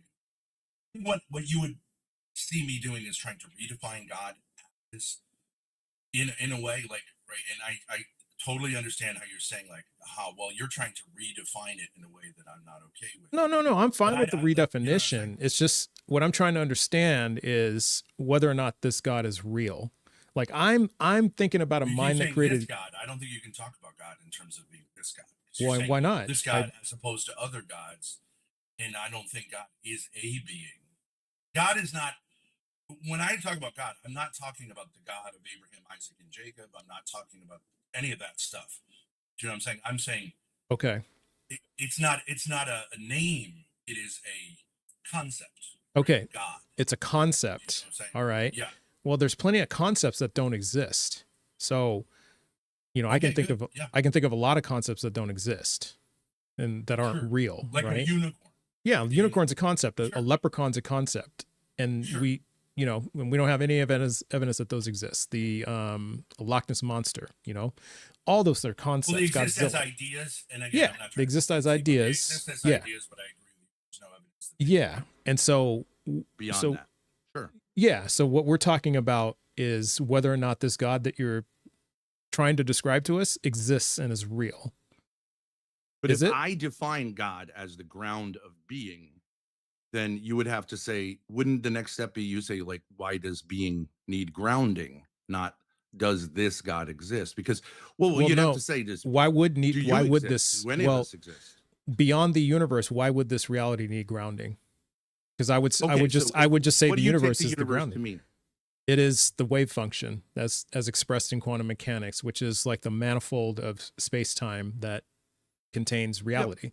Yep. Yeah. So space, time, things you can measure, all that stuff. Yeah. So that's what the universe is. So why can't that just be the grounding and we just be done with it? This seems to really complicate things. So great. Yeah. So do you think physical things need grounding, like physical things that change need grounding, like that you understand there's something underneath the change? Well, again, that'd be the universe. Sure. No. But I mean, I'm saying in order to understand, let's say, how water can be ice and can be gas, like you need to understand there's something underlying it, which is H2O. Okay. Right? So that is constant, even though there's change. All right. Right. Okay. So I think the physical universe can't explain itself because why does it would need have this to? problem. Well, because the nature of the universe is that it's changing. So there must be something unchanging to ground it. Why? Well, if any phenomenon we experience that changes we would have to say there's something unchanging in order Okay. to understand it, right? If Well, I how do we burn kn- something, if I take a well, piece of wood and I burn it, yeah. I would have to say there's something underneath it, which like the first law of thermodynamics or something like that, right? Yeah, but why does that have to be? I mean, you're saying, well, everything else we know, but why does it have to be that way for the universe? Well, if you define the universe as physical, then physicality I define is it as always contingent. Well, I defined it as the wave function, and it may not necessarily be physical because it's it's gravity, energy, time, and space. That's like that's the basic components of the universe, right? So if that's the basic components of the universe, none of those things are physical. And so if that's the case, and if it's a manifold that's just containing everything, that's holding everything, well, then there's no reason to think that it needs grounding. I mean, according to what you're telling me, because if it's not physical, then why would I believe it needs grounding? Well, when I said to you, like, so you define the universe, there's things that are measurable. And Is the like wave that. You said function? yes. Well, it's the wave function. We can measure the wave function, but not everything that is physical is measurable. I mean, not everything that is measurable is physical. We can measure consciousness, for example, right? We can measure thoughts. We can measure How do those we measure things. consciousness? Well, just whether or not you're conscious or unconscious, that's measurable, right? It's observable. It's, conscious as opposed to unconscious? Yeah, that's part of consciousness. That's like one part of consciousness. Or we know. You mean like life, something that's alive as opposed to not alive? Or either that or conscious? I mean, I don't know. awareness. Yeah, like something that's aware or not aware. I mean, that is a measurement. It's either a 1 or a 0, but it's still a measurement. Yeah, right. So Okay, good. yeah, so we can measure things that 1 or aren't a 0. Yeah, so it doesn't have to be By physical. our perception, though, but not really. Well, that's what all measurement is, though, right? Well, usually when It's you think about perception. measurement, you think of something like a ruler. Yeah, there's like spectrum And of you're measurement. measuring Yeah, a thing. that would be like a spectrum measurement. But I get what you're saying. There are other there are logical. Yeah. Like logic isn't. You can't put a ruler to it. Truth, you can't put really a ruler to it. But there's another way to assess whether something. Yeah, is true or it's a determination. Like that's all the measurement is. It's just a determination. It's a way to describe things. It's so yeah. So there's lots of things that we can measure that you're right, but not by a ruler, because that would be like a spectrum of measurement, right? But there are things we can measure that aren't necessarily physical, right? So I agree. Again, yeah. And you're so not a naturalist then. I am I'm a pragmatic fallibilist naturalist, yeah. So I am a naturalist. But I think you might be conflating that with physicalist. I'm not a physicalist, I'm a naturalist. Oh, okay. Yeah. I mean, do you think that mathematics exists? It is, but I don't think quantity exists. Yeah, but I don't think it's physical in that sense. Okay. They exist as natural, concepts. What would natural? It exists as concepts, as you say. So everything that we know comes from the natural. Everything has like a natural origin to it. And so like things like mathematics, right? Now some would say, now it's a debate. I might be agnostic on this. I'm probably agnostic on this, but like mathematics, you're probably familiar with this. Some people argue, no, it comes from a mind, therefore it's physical, but they're like, no, it's ideal. It's more like idealism. Yeah. It's this and that. I'm kind of agnostic to that. I would just say, sure. It would seem to me, though, that you need a mind in order to understand math. You need a mind to do math. So in that sense, I would say, from that sense, that's how I would assess it as far as a naturalist is concerned. But but yeah, so that's kind of mind. where I You fall. mean like a human mind that animals really don't have access to? Yeah, like a mind that has the capacity to do math. Yeah. Okay, so would your mind? Would the existence of your mind be contingent, or is the existence of your mind like self-explanatory? It's contingent. Yeah. Okay, so it's contingent. It's contingent on like my parents. It's contingent on evolution. Right. Yeah. Okay, yeah. And so you need to ground it in some way. So that's what I'm saying. Right. So I hear that. So then if you ground it in your parents, which I think is totally fine, you're saying I'm contingent because I was, let's say, created by my parents, or however you want to say that. I was fertilized or whatever. Okay, so there's a contingency there. Then you're going to have this question of, well, how is your parents' minds? How are your parents' minds grounded? And you'd say their parents' minds, but you're going to run into a problem because at a certain point, I assume you take like the whole atheistic evolutionary theory. So at a certain point, there was no mind, right? Okay. When you say that at some point in whatever millions of years ago, yeah, there wasn't mind, but there was something like a very advanced primate, right? Is I think something like that? Or group, yeah. I mean, Okay, sure. I mean, it all goes they to didn't like have what it all goes to humans single-celled organisms ultimately. Yeah. But somewhere along, And that's there, not the mind evolutionary. is no That's more longer part of it, abiogenesis. Yeah, sure. Mind's evolved. Yeah. Okay, but so then my question would be, how do you explain? Because I do think mind is kind of a binary. It's like an on and off switch, like you said. How do you explain how suddenly you have what I would call consciousness or the existence of a mind where there wasn't one before? Evolution. Is that a genetic mutation? Evolution. Yeah. So you're saying there was a genetic mutation in which a completely new faculty just arises? It's the evidence we have. Yeah. Like how would you explain it? What evidence is there? What evidence is there in the DNA that, well, like, you think they're going to find a chromosome that is like the mind chromosome? No, Human it's not. It's not a consciousness? mind chromosome, so to speak. I mean, there's just other factors in there.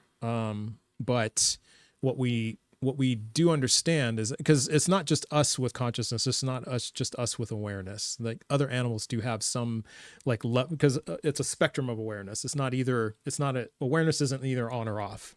Like there is a spectrum of Oh, I awareness. thought you were saying it. I thought you were saying it was. So you think some No. animals can do like basic math or something like that, but there's no evidence. Well, math is not. It doesn't equal awareness. It's just There's awareness. no evidence is, that any other animals use language, though they communicate. we There's do no have evidence we that- do have evidence of that. Yeah, but It's we been don't know. debunked largely. Mm, Language. I understand communication, but language.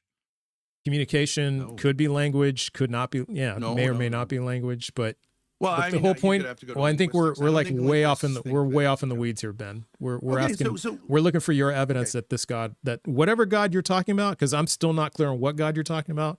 But how All right, about let me just switch- what evidence do you have All right, that let me God switch is gears. real? I get it. It gets too philosophical. I understand that. I'm not throwing shade on you. No, I know. But what I would say we're is like say, way off in the weeds. Say Yeah. people go outside. Say an atheist, climbs to the top of a mountain, or just wakes up in the morning, sees his children, and says, I feel gratitude for existence. Okay.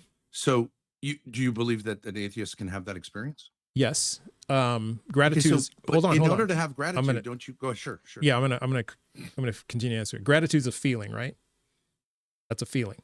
It's an emotion. I think it's grounded in the intellect, but yeah, I think Like we feel feeling grateful comes from somewhere. Yeah, it's a feeling, so it's an emotion. The evidence that we have, I think it's a response to. I would say it's an emotion. Okay, sure. So if we take it to human, no controversy. You give me a gift, and I am grateful for it. Yeah, I would say can have an emotional aspect, but it also can be just it is a response to a person, right? That's my point. Is it a response? What kind of a response is it? Like it's an intentional response?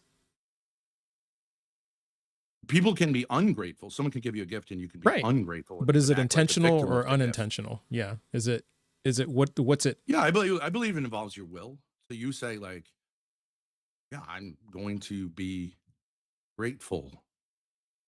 Yeah, you can say, okay, so you, right? but you're it saying can that only be to a person, not. Yeah, you can.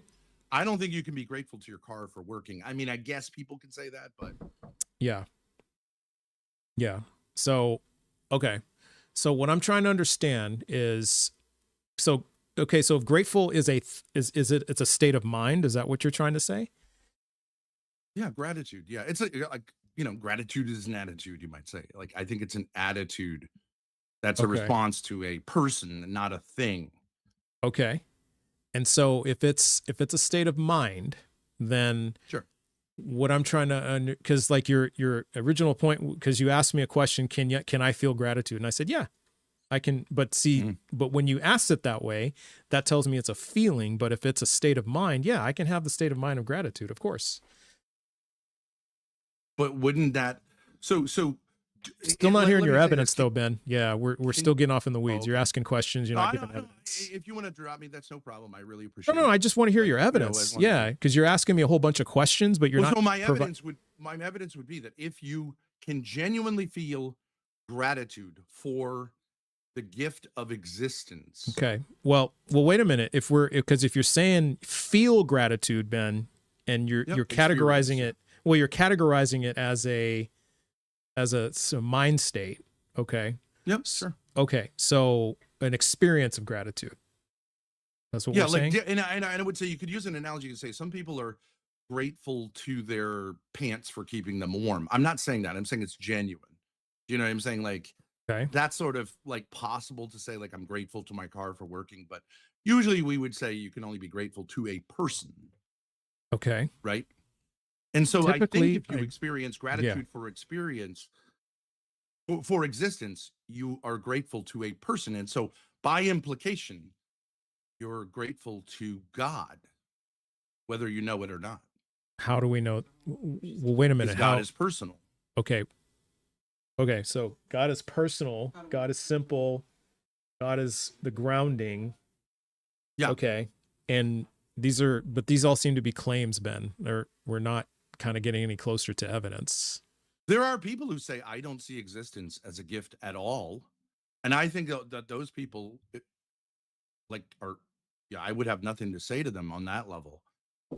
Because if you don't see if you don't see existence as a gift, then I don't see how you'd be grateful to the giver of the gift. But what I'm saying is, conversely, I don't see how you can be grateful for existence without seeing that there was a giver of the gift.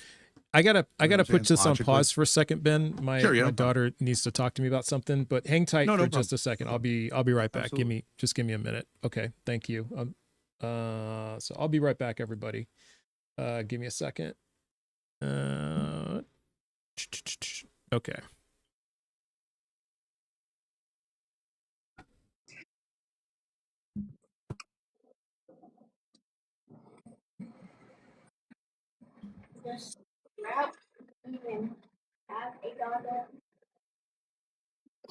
Trout.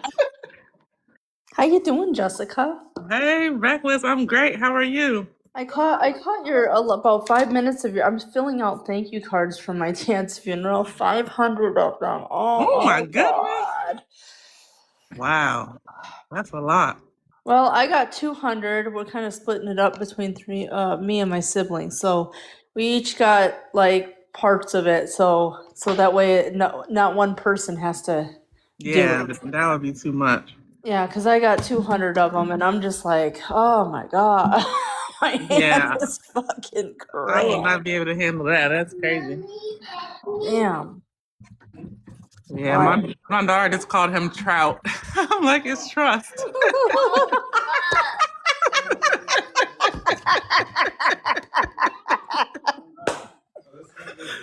That sounds fishy.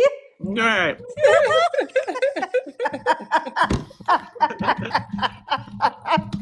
That's funny. Right. These kids just be saying anything. Yeah. I remember.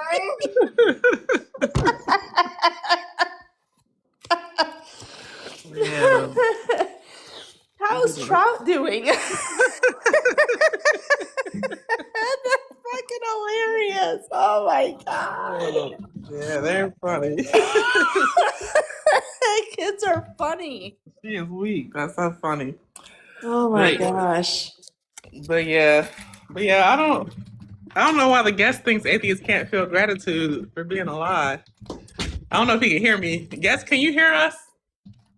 I can, yeah. Okay. Yeah. I don't think you can. I don't think you can be grateful to a thing. Do you think you can be? Grateful to a thing. Yeah, I think you just be grateful in general. I could be grateful. Maybe it's not grateful to something, but you could be grateful for a thing. Right, but isn't gratitude a response to something that's perceived as a gift? No, it's just a response to anything. If I buy myself a blanket, I'm like, I'm grateful that I have my blanket now, because now I'm not cold. So yeah, you can be grateful to anything.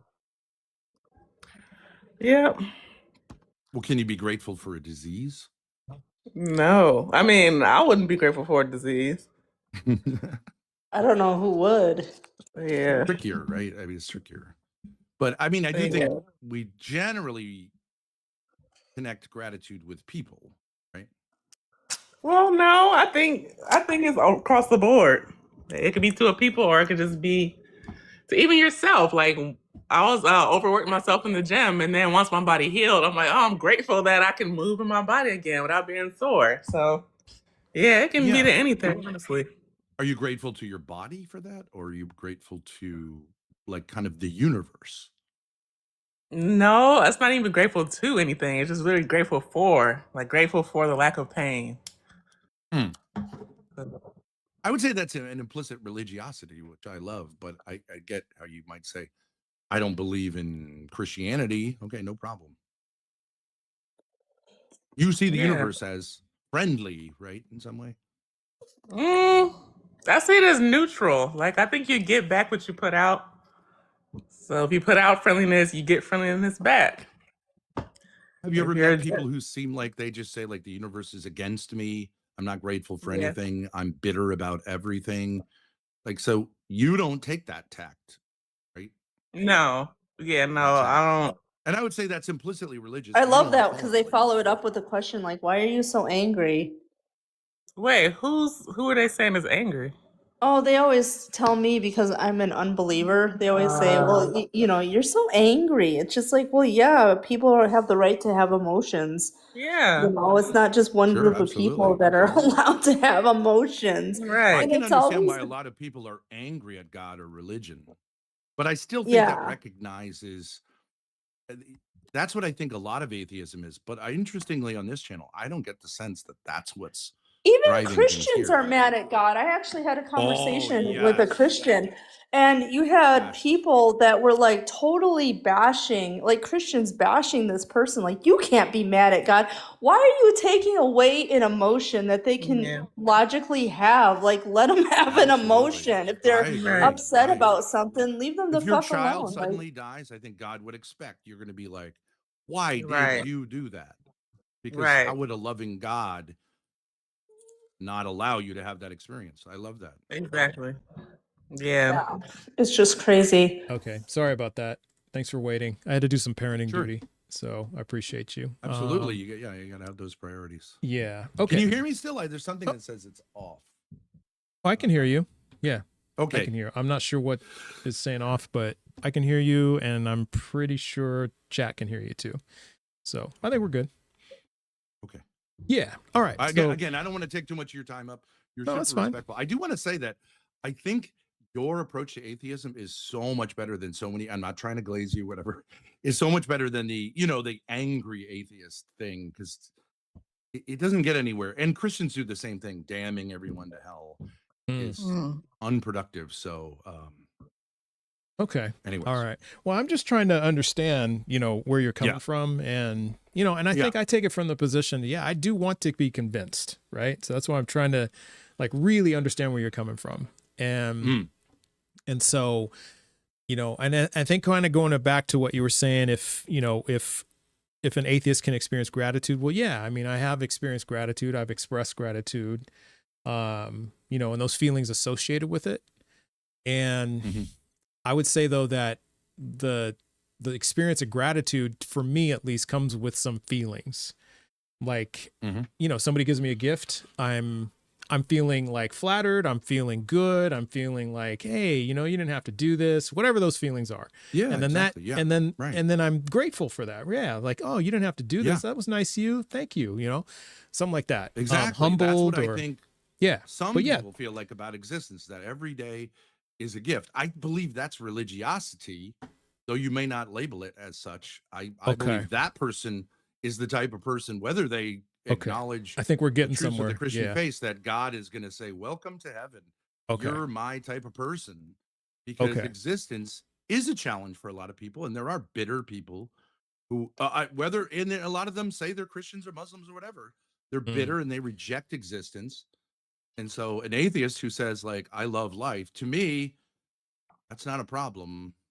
But I would say you would also love the gospel, because if properly understood, that's only just more saying like God loves us so much that he gave us like the Bible and you know, the sacraments of the church and all the rest. Well, I mean, I was a Christian for over 30 years, you know, good 20, What type of Christian, if you know? 25 plus. I was a Catholic. I was going to go into seminary. Oh, Catholic. And Okay. yeah, Okay, went to Catholic school, you know, for all my life and all that stuff. You ever seen the So- button, I survived Catholic school? Yeah, exactly.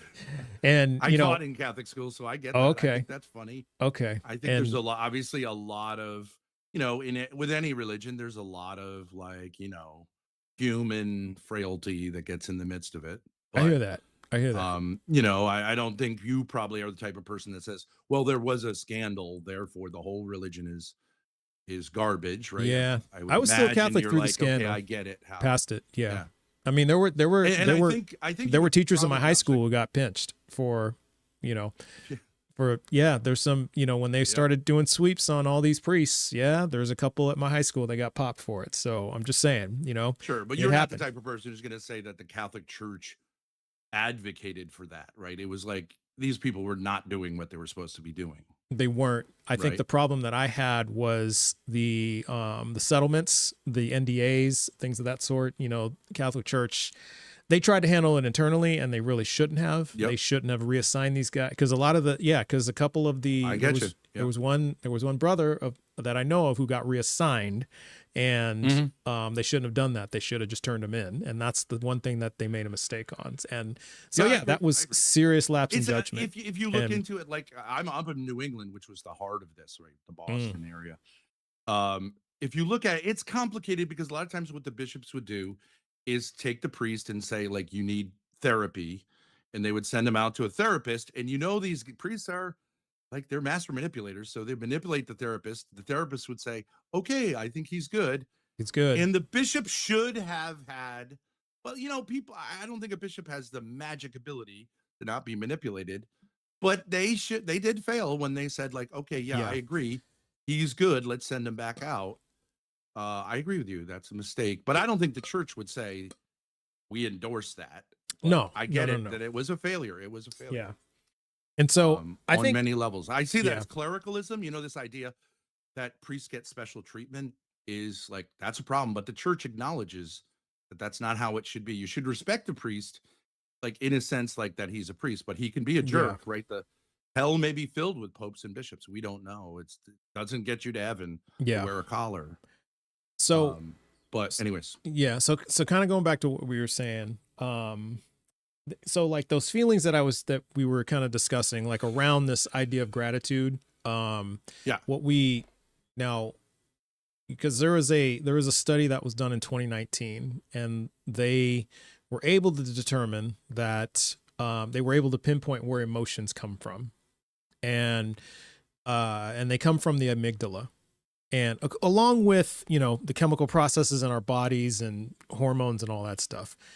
So that's what they've been able to correlate. And it's a strong correlation.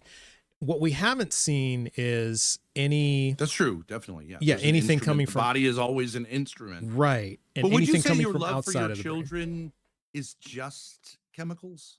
When you say there's a spiritual element there beyond just chemicals? I wouldn't say that because I don't have any evidence that there is a spirit, that there's spirits or a Okay, soul but a or anything non-physical. like Let's that. say non-physical. Is there a non-physical reality of your connection with your children that's not just chemicals? If you just change the chemicals, As far as I know, no. No? I don't think there's a non-physical. Yeah, because we don't have any evidence that these things exist outside of a mind. You know, you see what I mean? And so I would say that would be. We don't have any but evidence. aren't that you it's non-physical. defining the evidence as being physical? Like, and therefore it's like a kind of I wouldn't say that. solipsism? I wouldn't say that. No. Would you say that the evidence that people strongly believe that their connection to, let's say, their parents goes beyond death is evidence or is not? I would say no, because I don't think that's evidence either. I think we have connections to people, to loved ones, and those, and like our connection to our mother start like in the womb, and the initial, like when we're babies and our mother is nurturing us and loving us and feeding us and all that stuff. Yeah, absolutely. It's that connection there. So I would say, I wouldn't say that. I wouldn't, because, But even if if it was near universal sense that people have, right, from the earliest archaeological remains, people have a sense that death is not the end. You're saying that is not evidence at all? Nope. Because then you're limiting evidence sense to and intuition, evidence, right? sense and intuition and all that stuff. It's, because that was the conversation I was having with your predecessor. His intuition isn't very reliable. It doesn't really tell us anything, except that it's based on our previous experiences. That's what we know. We draw from our previous experiences. Isn't it true that every other human intuition or appetite, like say something that universally humans desire, like food, implies that there is food? If I grew up in a like all male environment, no one ever talked about sex, I still would have the idea, right? Like I would still have the appetite, even though I had no evidence for it. Like, so there must be women. You know what I mean? Only with religion, wouldn't you say that implies, like any universal human appetite implies there's some correlative way to satisfy the appetite, right? Name one other universal human desire that has no correlative. Okay, so in that sense, and where would that come from? Where would that universal human desire come from? Well, see, again, we don't have anything except from the brain, and that, a lot of this is instinctual. We've identified a drive for survival, right? And what we've identified, through the process of evolution, through natural selection and adaptation, is creatures who have a higher drive to survive are more likely to pass their genes on, to their offspring, or are more likely to survive and create offspring. And that's what drives survival. So to me, but we don't have any evidence of it coming from beyond a brain, that it was given to us, that we see this as it has evolved. And so if this sense of meaning, if is like what you're talking about, we can't determine if that is a product of our brains or if there's actually something else beyond that. And I would tell you that is one of the reasons why I am not like 100% convinced there's no gods. Okay, sure. I'm about 98%, because these are some things that we can't explain. However, what we can do, like in terms of like our drive to eat, right? Mm-hmm. Well, we see that there is an end game there, that there is food, that we try to make food out of things that may not necessarily be food. We try to do that. Yeah, we try to do that. And that's probably why we know that there's so many poisonous mushrooms out there, is because somebody tried eating it and somebody watched him die and said, "Oh, I better not eat that." Right? So I agree. I agree. That's the process.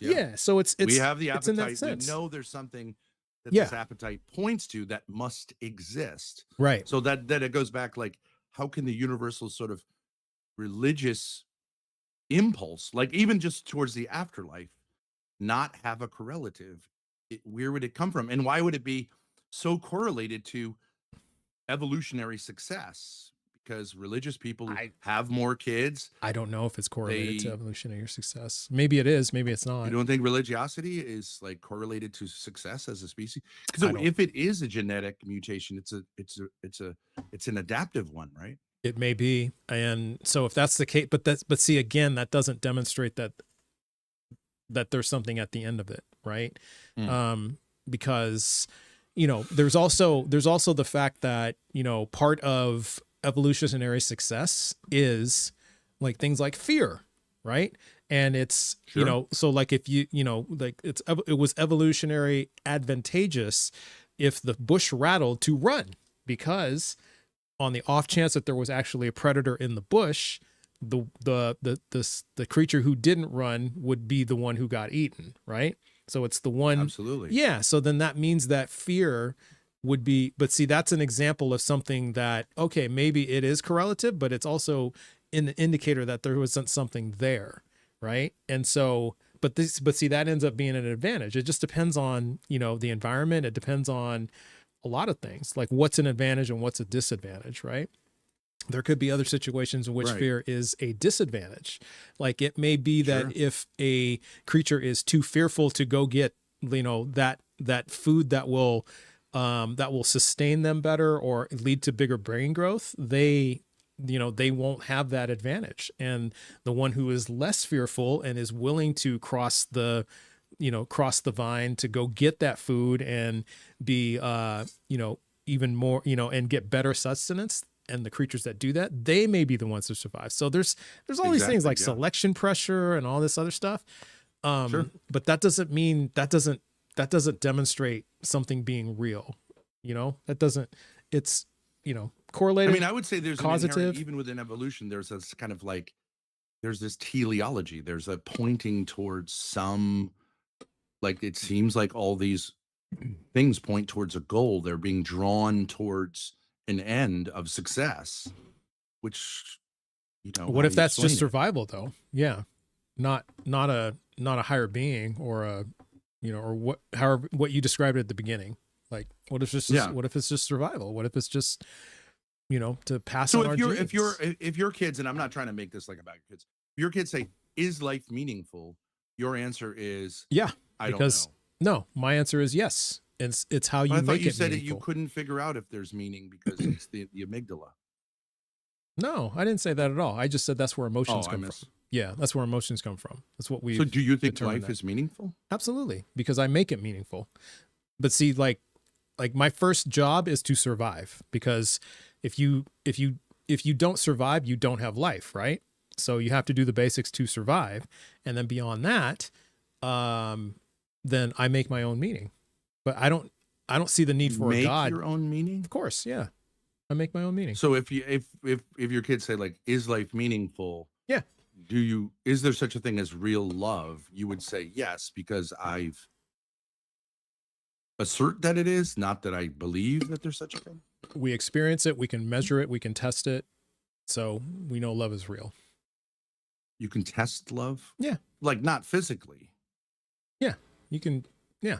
So what if God is love? Or if I define God as love, capital L, are you now a theist? If God is love, then again, you would have to demonstrate that, because then that would be like me saying, well, I'm a cheeseburger. I mean, same thing. But hey, we've run out of time, Ben, so I'm going to move on. But I appreciate you coming up. Yeah. Appreciate you. All right. Have a good night, sir. Take care. Thank you. You too. All right. You have a new nickname. What's that? Jessica's child called you Trout. A trout? I'm a He trout. thought his name was Trout. To say, how's Trout doing? Trout. Okay, I'm a trout. I thought that was funny. I'm a trout. All right. Trout. I said that kind of sounds fishy. Boy, that was a lot of questions. Yeah, he asked questions for the whole 30 minutes. Like, Yeah. bro, A lot of questions. you're supposed to be providing evidence. Yeah. Yeah. But hey, But he was nice. At least. Yeah, he was nice. You see, I know the Philbro timer is for the insufferable ones. when they're more pleasant, I'm more willing to do like a whole discussion. Even though, it was a lot of questions and I didn't hear a lot of evidence.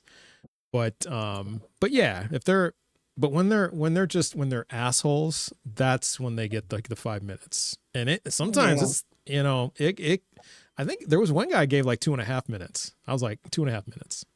You should do what you do for the kick pole. Yeah. World record. Yeah. Oh yeah. The Kickball Hall of Fame. Yeah. Yeah. Oh yeah. I was doing some clip farming today and I came across our latest Kickpole Hall of Famer, back with New Content TV. And so I got to revisit that last conversation. That was it's even more enjoyable than when it was in the middle of it. Oh boy. Yeah, I saw him in the queue a couple days ago, but I don't think he made it up. Yeah, he didn't make it up. And what truth is that, Alpha Brother? There is no truth. Like, you have to demonstrate it, that it's real. You have to demonstrate that it's true. So, yeah. So anyway, I gotta close up shop because it's time to go. And this was fun though. Jessica, thanks for hanging with me. No problem. Yeah. So well, 2 mods are up here, so that makes it easy. Right. That makes it really easy. You don't have to kick anybody off. Nope. Don't have to manage like space or anything like that. There is Forever Atheist. Yeah, there's Forever Atheist.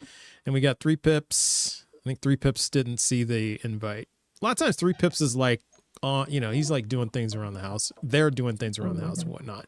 So, yeah, so I don't. Yeah, speaking of there, Reckless, what are your pronouns? She, her, my friend. Okay. You know, that's the thing. Like, we've had these pronoun things for a while now. Like, come on. I mean, don't dick around. I mean, just be respectful and just say your pronouns. It's not that fucking Takes hard. like 3 seconds, yeah. Yeah. I'm a And they stretch it man. out. Right. They spend 2 minutes talking about how they're a man. Like, you could have just said he and kept moving. Yeah, just kept moving on. But hey, it is. I mean, it you're is not what going to it be is. smited against your God if you use a Yeah. pronoun. Oh. Holy fuck. Letoxique went into the Witch app and said, hey, from TikTok. Letoxique, sorry I missed that, but hey.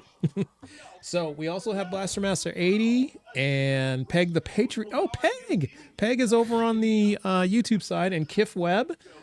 And I know I saw Pseudo V Science in there earlier, so those are the folks over on the YouTube side that are holding things down. So thank you. So everybody, please do some follows, do some gifts, and some W's. Just let's show some love to the mods because they make everything awesome. Everything awesome. Notice how it's always a man complaining about pronouns. Yeah, it is like vast majority males, but some those who declare themselves female have complained about it too. But yeah, vast majority male. You're right. I think it's because they're scared that they might be included into the LGBTQ community. You know, I gotta be honest. I was okay. So listen. Where's Aaliyah at? Look. So I've been purging some of like going through my song list on Spotify, and I have like, I don't know, I got like 4,000 songs on there. It's crazy. It's wild. It's just, I got a stupid amount of songs on there. Like I'll never be able to listen to them all, right? So, but the ones I've decided to purge were like the ones from like the old days of hip hop and rap where they talk about like transphobia and misogyny and things like that, right?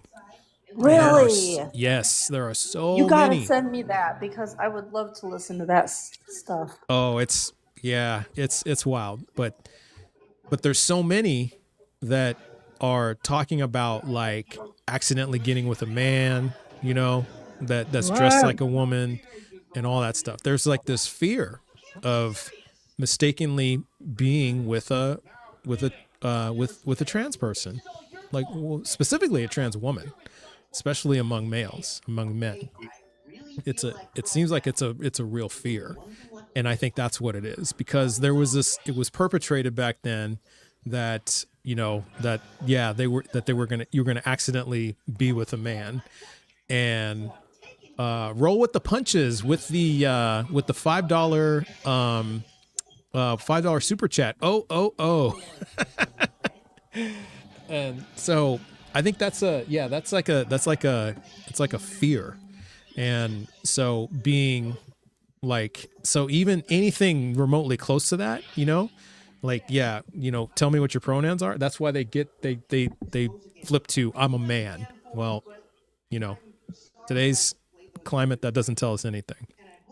Right. Okay, great. You're a man. What are your pronouns? You know, because again, get with the times, man. Yeah, get with the time. We have men who use they, them. We have, you know, so doesn't matter. Right. The 80s songs of Aerosmith, dude looks like a lady. I was just thinking about that too. Yeah. And Dude Mrs. looks like a lady. Doubtfire. We got Mrs. Doubtfire, you know? Mm-hmm. The movie. Mm-hmm. Well, yeah, Nobody it was had like a a real spit thing. about that. Like going to the club, and then, you know, and you're single and you're trying to find somebody, and then you go home with, you know, a trans woman. It was like this fear, and That's it's crazy. like, oh yeah, it is, and it's like, okay, great, but it's not like that, you know.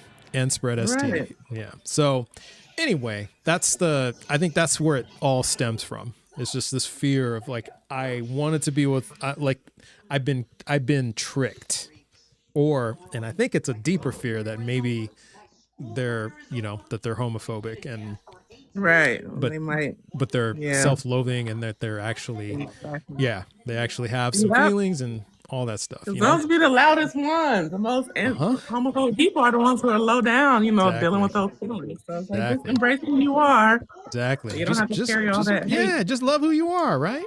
Exactly. Right. Like, Embrace it's who you are. 2026. It's okay. Mm-hmm. It's okay. It's not like it was 100 years ago, you know. Exactly. It's okay. It's okay. So anyway, I think that's what it is. And look, I'll be 100% honest. I actually drank that Kool-Aid when I was a lot younger.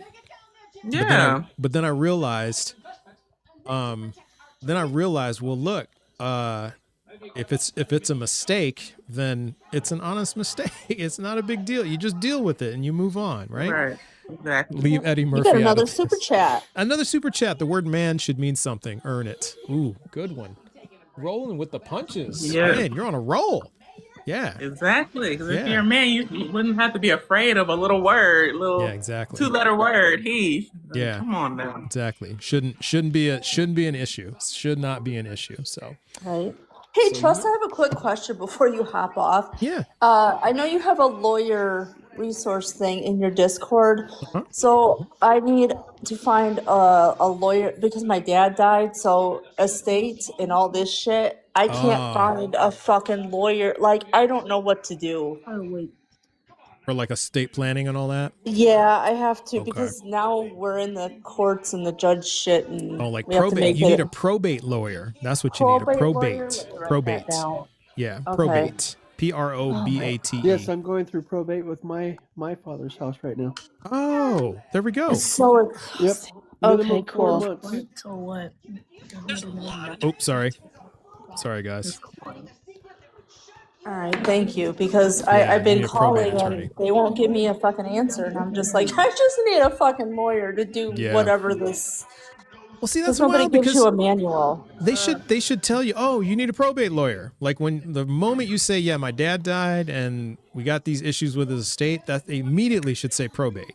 Like, so that's just wild that people aren't like saying that. Hey, hello, little man. Hi, how are you? I'm doing well. How are you? Good. Good. What are your pronouns? A boy. Cheryl, don't be embarrassed to be on this live. No, it's a boy. A boy who is active. No, pronoun. Like what? Like he, they, she. My pronouns are he, they, she. No, okay.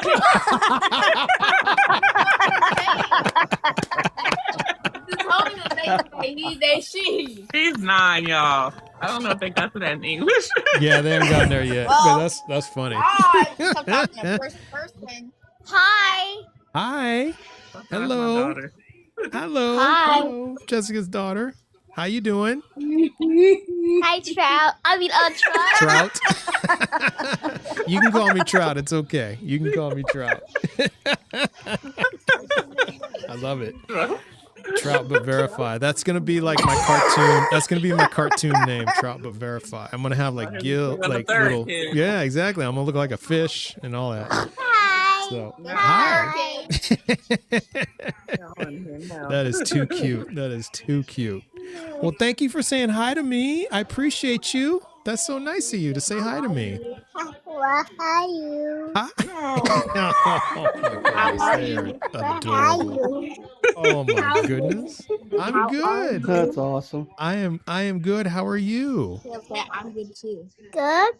Oh my God, they're so adorable. Your kids are adorable.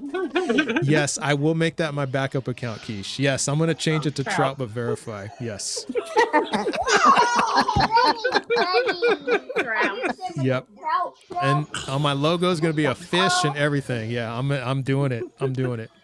I'm going to get to work Maybe on that. that's the real great. Jesus fish. Maybe. Could be. That's the real Yeah. loaves and fishes. Exactly. That's a great idea, Keish. I'm going to do that. That's Great idea. hilarious. All right. Who should we raid? You know who's on? We have Dark Knight. We have. I have a question. You do? You have a question? What's your question? How old are you? Oh my goodness. I Man, am that's really old. Yeah, I'm really old. How how old do you think he is? How high can you count? How old does he look, Kaya? He looked like he like 40. Or I mean 60. No, I would say like I would say 47. 47. Say Oh, 40. that's wow. Oh, I like your kids. I am 55. Oh.